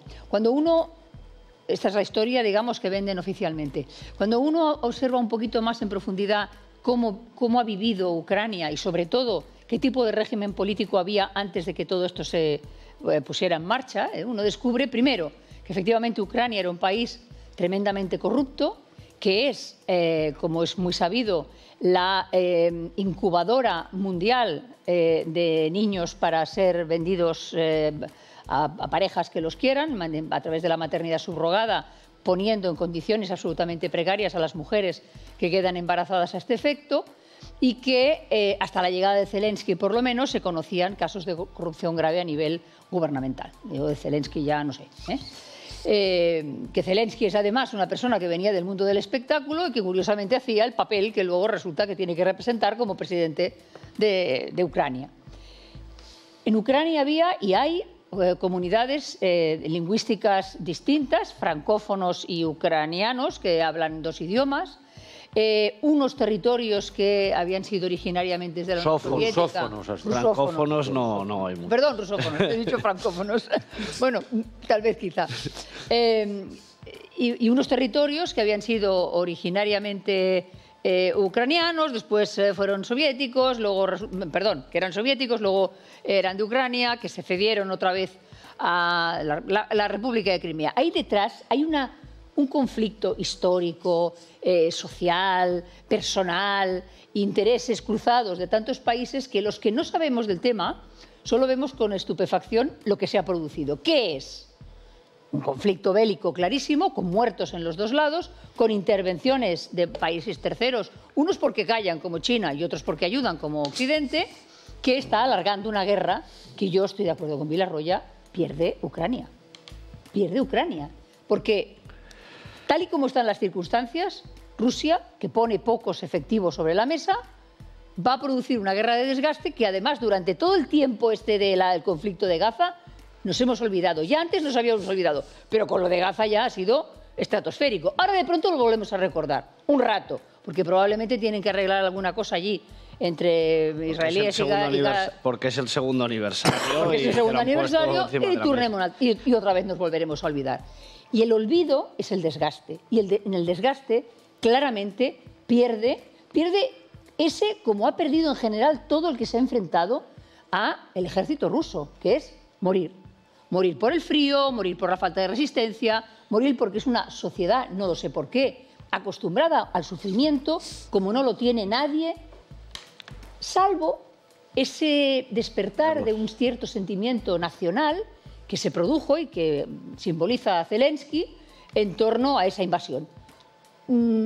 Yo particularmente creo que acaba ganando Rusia, sea el malo, sea el bueno de la película, compartamos la versión oficial de una invasión que efectivamente se produce sobre un territorio o creamos que es provocado por una previa actuación en Ucrania por parte de los ucranianos sobre la población rusófona a la que masacraban después de haber sido esos territorios históricamente. Déjame coger una llamada. Carlos de San Boi, ¿qué tal? Buenas tardes. Hola, buenas tardes. Adelante. Mira, yo lo que tengo entendido, simplemente no es que lo sepa, pero resulta que aquí esto empezó cuando la declaración de la URSS, Ucrania tenía un montón de cabezas nucleares y en las cuales, para que las soltaran, porque no sabían quién era el general que tocaba, que o era ruso, o era a ver si le apretaba el botón, y aquí pasaba todo, la Comunidad Económica Europea, pactando con Rusia, llegaron a un acuerdo en el cual conseguía la independencia de Rusia y Rusia se comprometía a no invadir Ucrania y si no, pues que la Comunidad Económica Europea los defendería. Eso fue el pacto que hicieron. Claro, este pacto siempre cuando siga produciendo grano, soja, lino y todo eso que nos interesa comprarlo a precio barato, lo compramos y encima la Comunidad Económica Europea, con el dinero que se ahorra, paga que nosotros, por ejemplo, en España no fabriquemos lino ni soja porque le compramos el grano a Ucrania, que es el petróleo que podríamos sacar o el negocio donde lo podemos tener. Por eso nosotros estamos obligados a defenderlos. Después, aparte de que no se condenó cuando el Donbass, no se condenó nada, se fue dejando. Cuando Crimea se dejó y así nos va. Tenemos una política de no agresión con Rusia en el aspecto cuando nos ha ido a picar o nos ha ido a tocar la nariz o la oreja o a mojarnos la oreja y ahora resulta que lo estamos pagando. Y Rusia, con el apoyo de China, porque a China le interesa mucho material que hay en Rusia de tierras raras y material, y entonces está ahí China diciendo yo apoyo, ni lo condeno ni no lo condeno, mételo ahí en dos aguas. Y Rusia se siente fuerte con eso. Aparte de que nos está vendiendo gas, nos está vendiendo petróleo, y entonces a ellos les interesa hacer un desgaste, y Rusia lo único que puede hacer ahora en este momento es vender armamento, gastar armamento, y ya está. Y esa es la historia, y por eso seguirán gastando dinero, seguirán haciéndose fuertes cara a Europa. Muy bien, Carlos, gracias desde San Boi, 690-710274. Bueno, yo creo que, compartiendo parte de lo que dice Montse, hay un tema de incentivos como todo, ¿no? Es decir, cuando empezó la guerra, la asimetría obvia que existe entre Rusia y Ucrania, pues se vio, digamos, más o menos compensada por un apoyo absoluto y total por parte de Occidente que bueno, pareció que se podía jugar el pulso, ¿no? Pero claro, si tú quieres jugar un pulso, no hay pausas para la publicidad, ni te puedes ir de vacaciones, ni puedes bascular tu interés día sí, día no, porque los que están en el conflicto, que evidentemente tienen un incentivo, están ahí cada día y siguen ahí cada día. Y aunque sea quizá un ejemplo no muy correcto, el interés mediático que se produce por la misma guerra te demuestra el por qué la situación actual es la que es. Que es evidente que hay una enorme simetría de fuerzas entre Rusia y Ucrania, que en Ucrania participa Occidente, pero participa de aquella manera sin participar, porque no puede participar, pero proporciona armas, pero no es la otra. Es decir, todo esto en el tablero de quien inicialmente ataca ya lo sabía que pasaría. Segunda cuestión. Hablamos de lo que pasa desde el 22, de febrero del 22, pero es que de 2014 todos los territorios orientales de Ucrania están en una situación de conflicto. Con lo cual, igual lo que voy a decir no es muy popular, pero en perspectiva histórica quizá sería el momento de sentarnos y plantear cuál es una solución mínimamente aceptable para este conflicto. Yo lo que creo es que a nivel de desgaste, como indicaba anteriormente, Rusia pues tiene más fuerza que Ucrania, esto es evidente. Y Ucrania, el apoyo que tiene, pues cada vez es menor. Porque la gente, los políticos, los países que le tienen que apoyar tienen políticos y estos políticos se presentan en elecciones. Y en estas elecciones el ciudadano de este país tercero, que no es Ucrania, que es España, que es Italia, que es Francia, que es Reino Unido, que es lo que sea, cada vez le interesa menos. Lo siento, es triste decirlo así, pero es la verdad. Con lo cual, llegados a este escenario, oiga, ¿cuál es una solución relativa?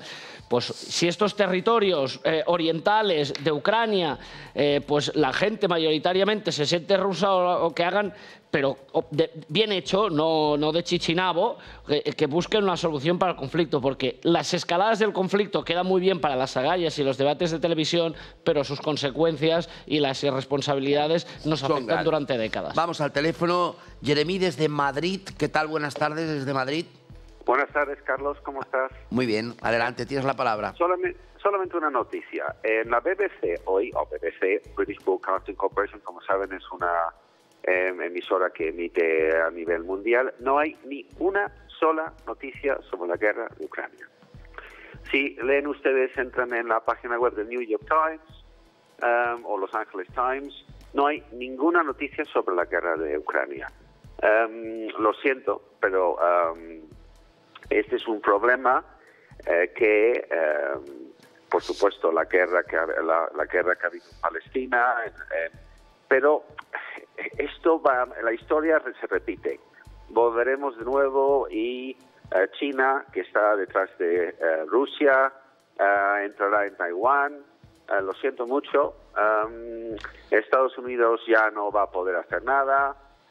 Este es el principio de algo que veremos en los próximos 20, 30, 40 años, porque la historia se repite. Lo siento mucho, pero los británicos vivimos una primera, segunda... Por cierto, nos echaron de Afganistán como los rusos les echaron de Afganistán, pero hay ciertas cosas que siempre se repiten. Uno no puede entrar en Somalia, los americanos, los rusos, no podemos entrar en Afganistán y no podemos luchar contra un pueblo ruso que parecen europeos, pero son de la Siberia. Son gente que no tiene los mismos escrúpulos o ética o moral que creemos que en Occidente somos lo mejor de lo mejor. La vida es lo que es. Bueno, muchas gracias. Buen día. Gracias, muchas gracias. Jeremy desde Madrid, gracias. 690710274. Estoy dando la oportunidad esta tarde de que la gente se pueda expresar tranquilamente, que también es difícil en una televisión poder hacer esto, pero quiero hacerlo también esta tarde porque me parece que es un tema interesante a descubrir todavía más, sobre todo lo que estáis diciendo esta tarde aquí. Don Ricard. Vamos a ver. A mi modo de ver, estamos en presencia de una guerra muy peculiar, Carlos. Es una guerra muy peculiar porque es verdad que Rusia invade Ucrania, pero también es verdad que aquí la guerra se está librando entre la Federación Rusa y los Estados Unidos por persona interpuesta, que es Ucrania. Como decía José Miguel, si Rusia en un determinado momento hubiera decidido actuar de manera contundente, Ucrania le hubiera durado lo que un caramelo en la puerta de un colegio. Pero ha optado por otra estrategia, el señor Putin, que es también, como apuntaba Monse, una acción agresiva de desgaste, sistemática. Entonces, claro, Ucrania es un país que no pertenece a la Unión Europea ni pertenece a la Alianza Atlántica. Correcto. Entonces, ¿por qué Europa se compromete con Ucrania? ¿Y por qué la Alianza Atlántica se compromete con Ucrania? Porque aquí las fuerzas en contienda son, insisto, Rusia y los Estados Unidos. Y la Alianza Atlántica, no nos engañemos, es Estados Unidos con la colaboración, digamos, inapreciable de todos los miembros de la Unión Europea y algunos otros que no lo son, como Turquía, por ejemplo, que a cambio de sentirse protegidos y seguros bajo el paraguas de los Estados Unidos, pues están en disposición de hacer lo que los Estados Unidos desean que se haga.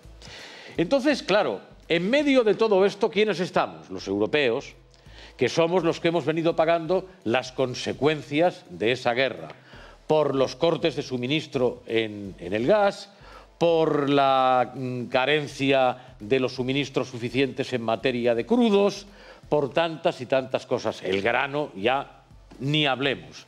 ¿Qué hemos hecho a cambio? Bueno, pues hemos sancionado a Rusia.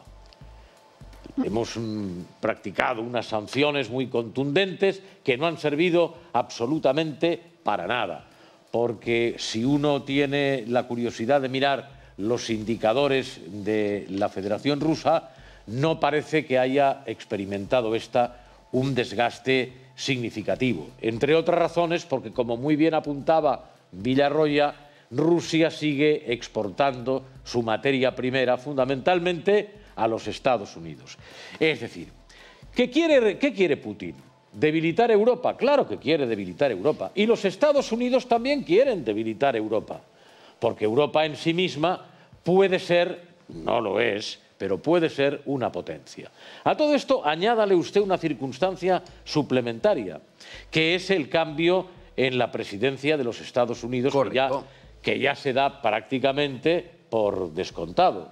Cosa que está por ver, diría yo. Veremos. Está por ver. Pero, bueno, si el señor Trump se hace con la presidencia nuevamente, el conflicto en Ucrania dura 10 minutos. 10 minutos, porque ya lo ha dicho que él no está para estas cosas. Y a cambio de todo esto, además, Europa acaba comprometiéndose a invertir el 2% del PIB de cada uno de los países que la integran en materia de defensa. Aquí hay una cierta lógica, porque Europa pretende tener voz propia en este y en todos los conflictos. Se ha visto ahora también con el tema de Israel y de la Franja de Gaza, ¿no? Europa quiere tener voz propia, pero Europa no tiene instrumentos de defensa. Los instrumentos de defensa de Europa son los Estados Unidos, la OTAN, la NATO, la Alianza Atlántica. Entonces dice Estados Unidos, oiga, si ustedes quieren tener un sistema de defensa y voz propia, páguenselo, que es lo que dijo Trump en la conferencia de París antes de concluir su mandato y lo que con sordina ha venido diciendo también el señor Biden. De otra manera, más dulcificada, pero también lo ha dicho. La misma historia. Bueno, claro, aquí la ecuación siempre es la misma. Por lo tanto, yo pienso que mientras no cambien sustancialmente las cosas, el conflicto en Ucrania se puede cronificar. Porque probablemente tanto a unos como a otros les interesa un desgaste por persona.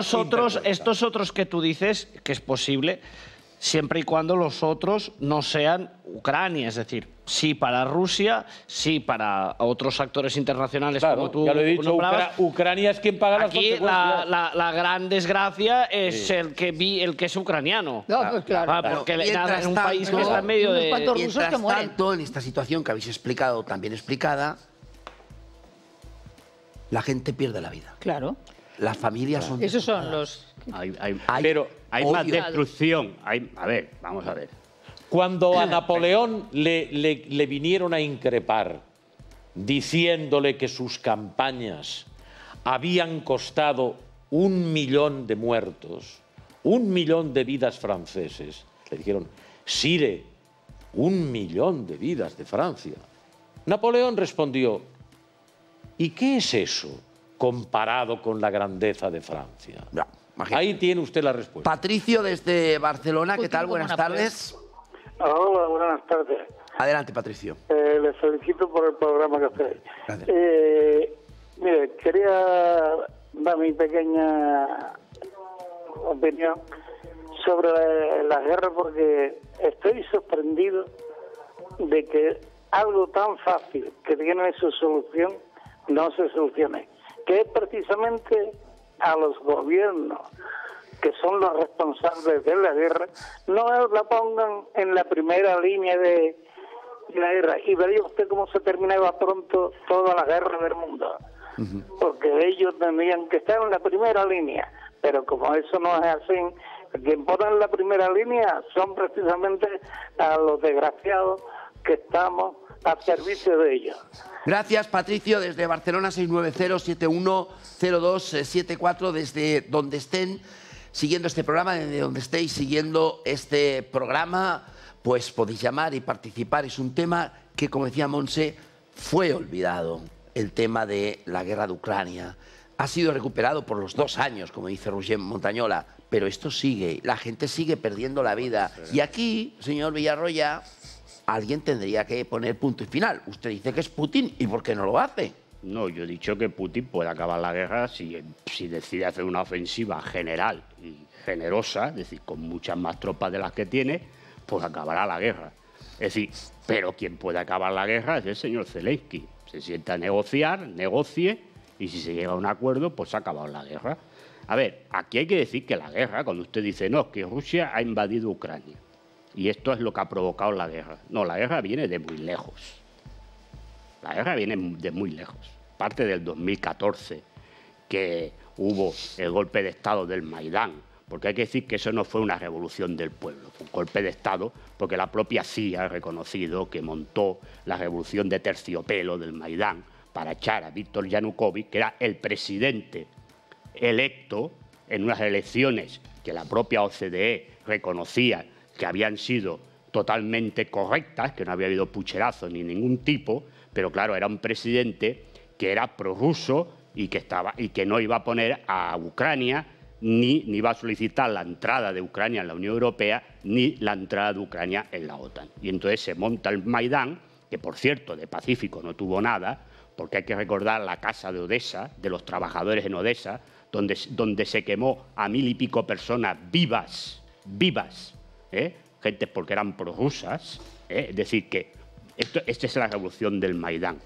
Y desde entonces lo que hay es, aparte de lo que ha dicho Monse, de un país corrupto, de una granja de parimientos para la gestación subrogada, un campo de entrenamiento de los movimientos neonazis europeos. Un campo de entrenamiento de los movimientos neonazis europeos. Partiendo de que el gobierno que entró después de Yanukovych, es decir, el señor Poroshenko, y lo ha continuado el señor Zelensky, lo que han hecho es revivir un pasado que no existía, de una Ucrania independiente. Y lo que han hecho es coger a unos señores, unos que entraron con las milicias ucranianas en el año 41, en la Operación Barbarroja, para crear una Ucrania independiente, aprovechando la invasión alemana, que los alemanes los mandaron a freír espárragos y dijeron que de Ucrania independiente nada. Y el día de la independencia de Ucrania no es el día en que Ucrania se independizó de la Unión Soviética. No, el día de Ucrania es el cumpleaños de un señor que se llama Stefan Bandera, o se llamaba Stefan Bandera.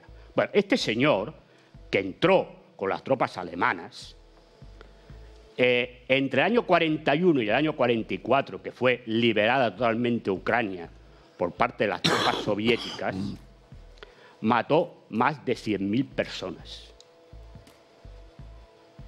Judíos, polacos, rusos, comunistas y ucranianos que se oponían a él.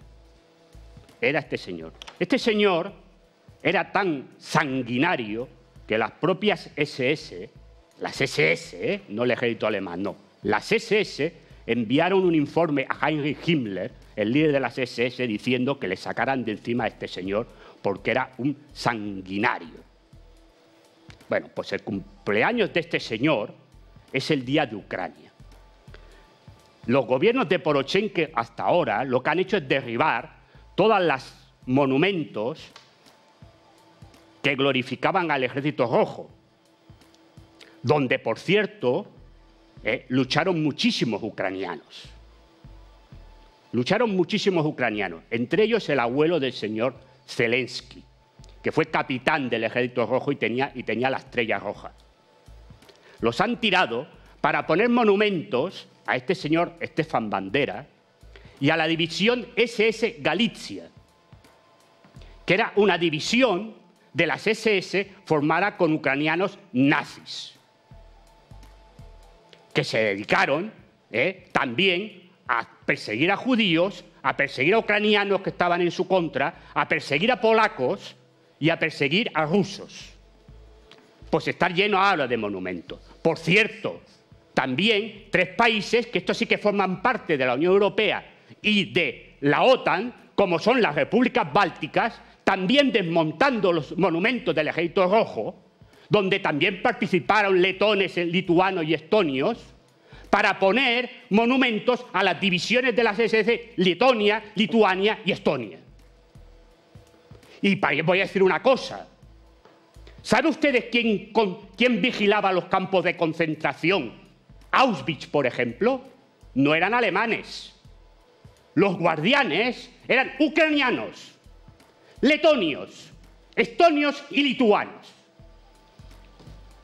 Sí, el comandante del campo era alemán, pero los otros eran estos. Y a estos que estaban en los campos de exterminio, son a los que estos países están haciendo monumentos.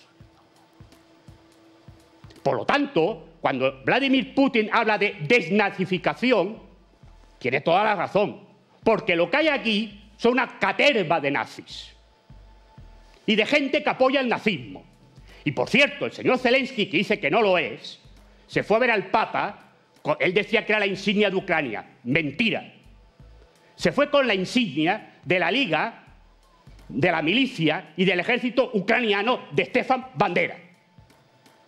Esta es la realidad de Ucrania. Y por cierto, el señor que ha llamado y ha dicho que es que le dieron los misiles a Rusia y luego se prohibió. No, mire, la Unión Soviética se hundió por la traición de Yeltsin y de Kravchuk, entre otros, que declararon la independencia de la Federación Rusa, de la Federación Ucraniana y de la Federación Bielorrusa, estando Gorbachev en el poder. Y lo que se firmó, porque lo que había firmado con la OTAN y la Unión Soviética con Gorbachev, era que la OTAN no se iba a expandir hacia el este. Ucrania no ha existido nunca. A ver si nos queda claro el tema. Vale, ha quedado. No, déjeme acabar. Ucrania no ha existido nunca. Nunca. No ha existido nunca históricamente. Porque estaba dividida entre varios países. Pero la parte gorda de Ucrania ha pertenecido toda la vida a Rusia. Odessa primero la fundó un catalán. Un catalán, sí, un catalán. Jorge Rivas. Un catalán, al servicio de Catalina la Grande. Cuando eso era parte de Rusia, no de Ucrania. Y la parte occidental de Ucrania, que está Lviv, que dicen que ellos son los ucranianos, no sé qué, eso pertenecía a Austria, al imperio austriaco. Y Lviv era Lemberg, la capital de la Galicia austriaca. Y eso se lo quedó Stalin después de la Segunda Guerra Mundial y se lo dio a la República Federal Soviética Rusa, ucraniana. Por lo tanto, Ucrania no ha existido nunca. Cuando los rusos dicen que eso es Rusia, es que eso era ruso.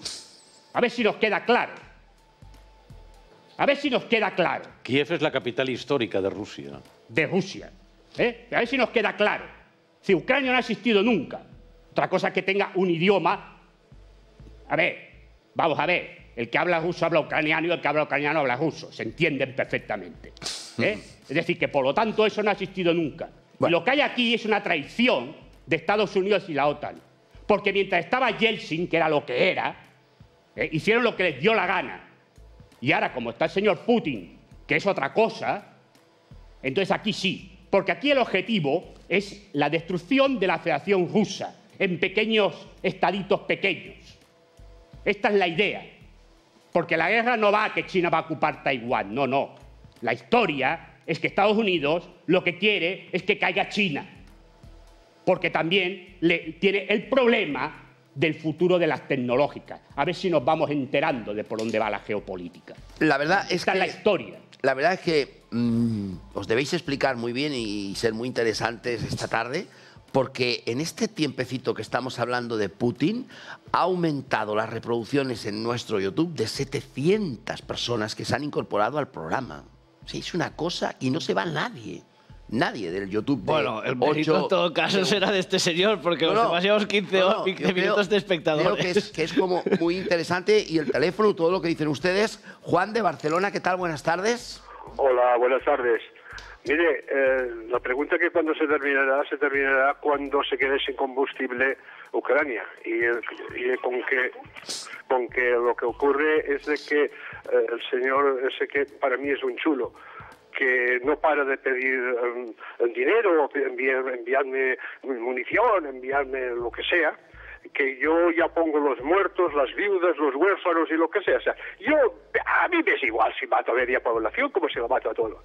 Y incluso hay gente que, a mí me han dicho, que puede ser que esté equivocado, que hay gente que dice, bueno, yo no quiero ir a la guerra, según las leyes de este país me metéis en la prisión. No, lo meten al frente, ¿eh? O sea que las leyes del país se la pasa por donde quiera. O sea que yo la verdad es que la visión de este país para mí es que no es trigo limpio, pero ya desde hace mucho tiempo. Que en otra parte no sea trigo limpio, pues muy bien. Lo que ocurre es que aquí en Europa el gran problema que tenemos es que sea por Putin, sea por los Estados Unidos, no paran de haber guerras que se nos ponen una cantidad de refugiados para Europa, que están provocando ellos las guerras y los refugiados vendrán para aquí. Y entonces el problema es de que, por ejemplo, en Estados Unidos los refugiados van poniendo guerras en toda África y los refugiados para Europa. Y si llega un mexicano a sus fronteras, vamos a poner el grito en el cielo. Hombre, la verdad es que estamos haciendo un papel Europa en el mundo y en esta guerra y pues bastante, digamos, desastroso. Muchas gracias. Bien, muchas gracias. Para una llamada más y avanzamos en otro tema que un poco tiene relación con este, pero una llamada más al 690-710274 para terminar el tema. ¿Usted qué piensa después de lo que ha oído aquí también? ¿Cuál es su opinión? Porque me ha parecido, Ricard, muy interesante todo lo que aquí se ha dicho. Lo que pasa es que a mí me da tanta pena y tanta tristeza ver que detrás de todas estas teorías quien francamente paga el pato son la gente que está en estas guerras de un lado y de otro, evidentemente. Siempre ha sido así. Ya. La historia nos lo demuestra. Siempre ha sido así. Las guerras se llevan por delante miles de personas, a veces millones. Lo que hay que evitar es que se produzcan. Pero sin necesidad. Sí, bueno, pero esto de sin necesidad, en el plano moral y ético estoy de acuerdo, pero es igual de cierto que hay territorios, como Ricard explicaba, en el mundo que tienen una componente estratégica e histórica que les hacen mucho más vulnerables a este tipo de cuestiones. Es decir, en España la única cosa que nos podría llevar a un conflicto, digamos, con una matriz asimilable al que tenemos, y si tiráramos 1000 años para atrás, cuando la península pues está dominada por quien estaba dominada, ¿no? Pero en esencia es evidente que hay territorios en el planeta que siempre tendrán este papel. Y cuando durante el siglo XX has tenido dos grandes bloques que en un momento determinado y raramente acaba con la victoria de uno versus el otro por una serie de condicionantes, creer que esto será así para siempre y que esta victoria y ese dominio sería así para siempre es un poco falso. En este sentido, ¿qué quiero decir? Que, claro, como se comentaba anteriormente, lo que ocurre con la caída del muro de Berlín y, digamos, el momento dulce del bloque occidental a lo largo de los años 90 especialmente, permite que, bueno, que una Rusia recién nacida, no nacida, porque Rusia es muy antigua, pero con el nombre como tal, que ya no hay Unión, que ya no hay URSS, etcétera, etcétera, débil, pues bueno, se va ampliando el área, digamos, de control o de dominio político y también moral, ¿no? Y ahora, pues ha habido un momento que la otra parte, a razón también, evidentemente, de los liderazgos que tienen, pues responde de otra manera. Y aquí los medios sitúan las cosas, pero fijémonos una cosa mucho más simple, para ver los incentivos en esta guerra. Un ruso que se sienta patriota, un ucraniano que se sienta patriota, obviamente tiene una razón para luchar. Pero creer que el resto de países, especialmente la Unión Europea, se van a implicar de cierta manera, pues vaya usted a la calle y pregúntele a la gente, enseñe un mapa de Europa, un mapa del mundo y pregúntele dónde está Ucrania. Y le digo yo que menos de la mitad no tendrá ni puñetera idea de dónde está Ucrania. Menos de la mitad. O ni un 10%. Claro. Este desgaste, a lo largo del tiempo, esta gente, como puede imaginar, la implicación que puede sentir por lo que ocurre en unos territorios que están a unos 2.000 o 3.000 kilómetros de aquí, pues ya me dirá usted, porque hoy mismo en Etiopía hay un conflicto de 3 pares de narices y si usted coge un regla verá que la distancia entre Barcelona y Addis Abeba no dista mucho de la que hay en Kiev. Pues bueno, con una llamada cerramos este tema. Pablo del Hospitalet, ¿qué tal? Buenas tardes. Pablo. Buenas noches. Adelante. Adelante, tiene la palabra, Pablo. Mira, que bajo un poco el volumen. Que el tema es mucho más profundo. Aparte de geopolítica, como dice Villarroyas, de trofear Rusia a trocitos, pero detrás hay un grupo muy, ¿cómo le diría? Muy maligno, muy demoníaco, que se llama Gázaro. Esto viene de hace 150 años, 200, no lo sé, 300... Ya vienen los nazis ya también. Bueno, lo dejo ahí. ¿Cátaros ha dicho? No soy... ¿Cómo ha dicho? Muchas gracias. Daba una teoría también suya, pero tengo que pasar a otro tema. Pero los cátaros son del siglo XIII. Ha entendido Lázaro, os digo. 1212. Simón de Montfort, los albigenses. Todo esto, claro, es del Papa Juan 21 creo que era. Twitter ha hecho mucho. Bueno, ya en esta recta final del programa, sé que tengo poco tiempo, pero sí quisiera hablar de un tema que es... Hoy hemos tenido una reunión de franciscanos de diferentes puntos de España en mi convento, en Sabadell. Hemos tenido ahí un debate, ¿no?, de la situación en diferentes aspectos. Bueno, y hay un compañero mío que dice: el sistema ha matado a Dios. Y yo, claro, me he acordado del señor Villarroya, que siempre está con la misma historia. Eso lo decía Nietzsche, ¿no? Sí, exactamente. Así lo ha explicado este compañero mío, ¿no? Y, claro, en un mundo, a lo mejor, donde no interesa la presencia de Dios. Pero eso sería otro tema para otro día. Pero sí quiero acercarme a esa palabra que escuchamos últimamente, bastante más, que es el globalismo. Me gustaría que nos llamaran y nos dijeran, y también aquí en la mesa, tengo poco tiempo, por tanto, por favor, las intervenciones tienen que ser más cortas, ¿qué es el globalismo y qué pretende? Porque miren, atentos a este vídeo de Fernando Paz, que corre por las redes hablando del globalismo. Lo importante es que con el campo muere una forma de vida y hasta una mentalidad, que es, por supuesto, uno de los objetivos clave que explica por qué sucede lo que sucede. Y también es conveniente terminar con el campo porque es mucho más difícil controlar a la población del medio rural. En el campo, aunque no lo saben, sí lo sospechan los globalistas, reside el alma de las naciones. Y el campo es particularmente refractario al globalismo y a las descabelladas innovaciones de una sociedad que ha hecho del concepto de progreso y de cambio un fetiche irracional, una especie de pensamiento mágico. El globalismo necesita la muerte del campo. Y si el campo muere, España muere. El globalismo necesita la muerte del campo el globalismo necesita la muerte de Dios, etcétera, etcétera, etcétera. Bueno, ¿esto existe o no existe? No tiene una cosa del campo y de Dios. A ver, vamos. El campo y Dios no tendrán nada que ver. Pero que el globalismo pretende las dos cosas. Pero sí. el ser humano lleva habitando, que se sepa, la Tierra desde hace muchos miles de años.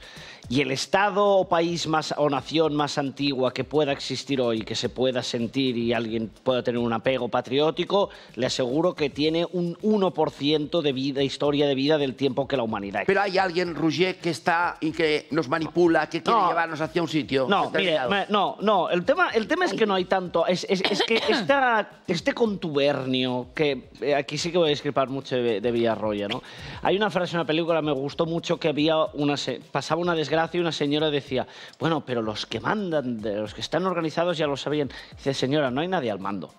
Es decir, los seres humanos, por mucho que nos organicemos, por muchas organizaciones internacionales, organizaciones, digamos, más privadas, que tengan una cierta, fondos de inversiones igual, que tengan una capacidad de control, tampoco se crea usted que hay Homer Simpson en una pantalla de una central nuclear dominando el mundo. Lo que sí que ha pasado, y esto nadie lo había previsto, y es lógico, es que hace 30, 20 años llegó una cosa que cambió la historia de la humanidad para siempre, que se llama Internet.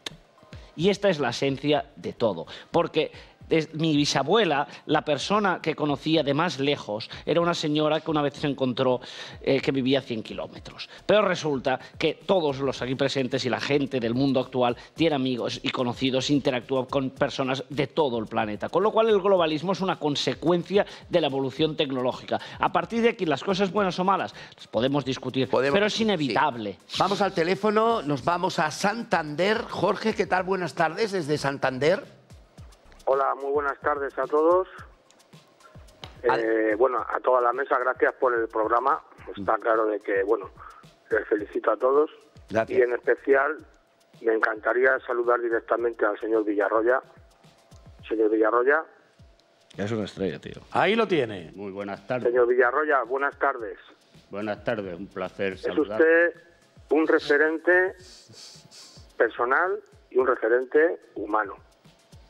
Le solicito, por favor, que valore seriamente en ayudar políticamente a mi país. Se lo solicito. Ahora, dicho esto, el globalismo, claro que necesita eliminar el campo. Yo, miren, vivía en Madrid, ahora vivo en el campo, en Santander, en una finca que compré. Y es lo que no quieren, que estemos cerca de la naturaleza. Porque lo que nos están separando es de nuestros propios sentimientos más profundos, de lo natural. Y es ahí donde atacan al ser humano de verdad, en los sentimientos, en la cercanía con la naturaleza. Y el globalismo necesita separarnos de todo esto para estar en sus ciudades cárcel que tienen montadas. Bueno, pues yo he dejado todo, hasta un trabajo fijo en Madrid, me he venido a vivir al campo. Y no voy a volver a vivir en una ciudad. No voy a volver. Buena idea. Por mucho que quieran hacerlo. Porque es lo que quieren. Y los agricultores y la gente que está en el campo, pues claro. Tenemos que comer sus carnes sintéticas y nada, bueno, saludarles y bueno, que sepan que son ustedes futuros consumidores de Soylent Green, igual que todos. Muchísimas gracias, Jorge, desde Santander. Te agradezco tus palabras. Tú también representas a un perfil amplio de este programa que ha encontrado en este espacio de televisión que llegamos a todo el mundo por diferentes sitios, un tiempo de libertad en el que uno puede expresar como te acabas de expresar tú. Esta llamada, Jorge, mañana la voy a recoger en el programa y voy a empezar con tu llamada para que los invitados que tenga mañana podamos comentar frases. Pero en este tiempo que nos queda, 690710274, Ricard. Sí, muy brevemente. El globalismo es el igualitarismo. Es decir, nos quieren a todos iguales, vistiendo de la misma manera, sin familia, sin patria, ¿pero nos quieren? Sin Dios. Sí, nos quieren. Tú antes decías, estos que dicen que mandan, que tal, la gente que se inventa, ¿qué hacen en Davos? no tienen la capacidad. ¿Qué hace? Que no Hombre, tienen, claro que son una élite, que no tienen la capacidad. No, tú hay mismo, puntos donde no se llega. Si tú mismo Ricardo, te estás contradiciendo. ¿Por qué? Pues porque sí, porque tú estás diciendo que Internet es el arma principal de la globalización. Hombre, y entonces yo te digo, ¿y quién controla el arma principal de la globalización? Pero aunque tú controles pues cuando sepas quién controla el arma principal, te darás cuenta, y utilizaré una expresión del señor Villarroya, quién es el amo del cortijo. Oye, claro que hay un amo del cortijo, pero no hay nadie que tenga un control absoluto sobre nada. Esta idea, la gente tiene mayor libertad. ¿no? Déjame, que tú antes ya lo has contado. Yo muy brevemente quiero también decir mi opinión. Comprar barato en países subdesarrollados, vender caro donde haya gente que lo pueda pagar. Y esa es la madre del cordero. Han puesto en barbecho grandes extensiones del campo. Han acabado con la cabaña ganadera en muchos países, en la Unión Europea fundamentalmente. Por lo tanto, todo eso no surge como un champiñón de manera espontánea. Todo esto se produce porque hay alguien que tiene interés en que se produzca. Y entonces, cuando averigüemos exactamente quién es el que se interesa porque todo eso tenga lugar, sabremos quién es el amo del cortijo. Por favor, Montse, por favor, que si no me va a dar tiempo. Bueno, a mí me gustaría compartir el optimismo antropológico de Rouget. De Rouget, pero desde ese punto de vista soy más pesimista. Pues vas bien. Brevemente. Yo creo que sí que existen personas que se dedican a volver a traernos aquello que llamaban los de la Revolución Francesa la religión del hombre. Creo que esto es un ataque directo del mal al bien, lo digo de verdad, y que el bien, como decía este hombre, tiene que ver con reconectar. Eso es en realidad la religión, ¿eh? Religare. Quiere decir reconectar. Y la gente que no tiene a lo mejor creencias religiosas lo hace reconectando con la naturaleza. Tienes que traer esa observación de este telespectador al programa y abrir el tema del mal, porque el mal existe. Lo voy a hacer mañana. Señor Villarroya. Bueno, vamos a ver. Las teorías conspirativas tampoco está tan lejos. Es decir, lo que se está aplicando es la Agenda 2030. La Agenda 2030 la puedes consultar por Internet. Tal cual. Y verás que todo esto que está apareciendo, en lo del campo, etcétera, etcétera, etcétera, está pautado y está escrito. Por lo tanto, no están engañando a nadie, no se están escondiendo. No. Es más, todo el mundo va con la chapita de la Agenda 2030 esta, de los colorines y demás. Bueno, a ver, yo no creo que lo que pretendan es un igualitarismo. Yo lo que creo que creen es un uniformismo, que es otra cosa, que la gente no piense. Yo tampoco creo que sea ni la lucha del bien contra el mal, es otro mundo. Es decir, ellos hay unos que quieren construir un mundo que es este mundo global, donde van a sacar, donde todo sea etéreo, donde no existan fronteras, donde no exista nada. Y es verdad que hay sitios donde hay pues una rechazo hacia eso, pero tampoco en todos los países hay de los dos sectores. El país donde hay que mirar ahora más, porque se está produciendo la lucha más fratricida, es en Estados Unidos. Estados Unidos es donde se produce esta lucha, porque Trump, en el fondo, lo que representa es la gente americana que está bastante en contra. A ver, yo con Trump no tengo nada que ver. Vaya a pensar que la gente diga que es que yo defiendo a Trump. Pero Trump sí que representa a esa sociedad americana. Proteccionismo. Que está en contra del globalismo que defiende Biden. Y cuidado, y no solo Biden, sino también un sector importante del Partido Republicano. Lo mismo que piensa Putin en la Federación. Claro, entonces en Rusia también hay gente que defiende el globalismo y gente que no lo defiende. Claro. En China también hay gente que defiende el globalismo y gente que no. Pues y esta es la lucha que hay en estos días dentro de la humanidad. Vamos al teléfono, nos vamos a Murcia. Pedro, ¿qué tal? Buenas tardes desde Murcia. Buenas tardes. Respecto a lo que se está hablando, aquí hay nadie quiere hablar de lo que pasa. Y aquí está pasando una cosa muy grande, que es lo siguiente. Las nubes los aviones le están echando la química que le echan y no dejan que llueva. Día, noche, 24 horas. Por otro lado, no quieren que venga agua de trasvase. Y esto nos están buscando la ruina. Alguien que ustedes están comentando, que hay que saber quién es. Lo dejamos ahí, gracias por su llamada. Vamos a continuar este tema mañana a las 6 en punto. ¿Quién hay detrás de estas posibles historias? Una tarde más quiero agradecerles a todos ustedes la fidelidad a este programa, especialmente a la gente de Internet, a la gente que sigue este programa por YouTube en las diferentes plataformas, pero yo tengo aquí conectado a YouTube 8TV y la verdad es que es impresionante ver que un programa crece en reproducciones y no se va a la gente, porque eso quiere decir que les interesa. Muchísimas gracias, Ricard Fernández de, muchas gracias, señor Villarroya, muchas gracias, Montserrat Nevera, muchas gracias, Roger Montañola. Gracias. Mañana volvemos. ¿Habrá dimitido o no habrá dimitido el señor Ábalos? Esto será una cuestión que el tiempo nos lo va a dar. A las 6, aquí todos. Hasta mañana, chao.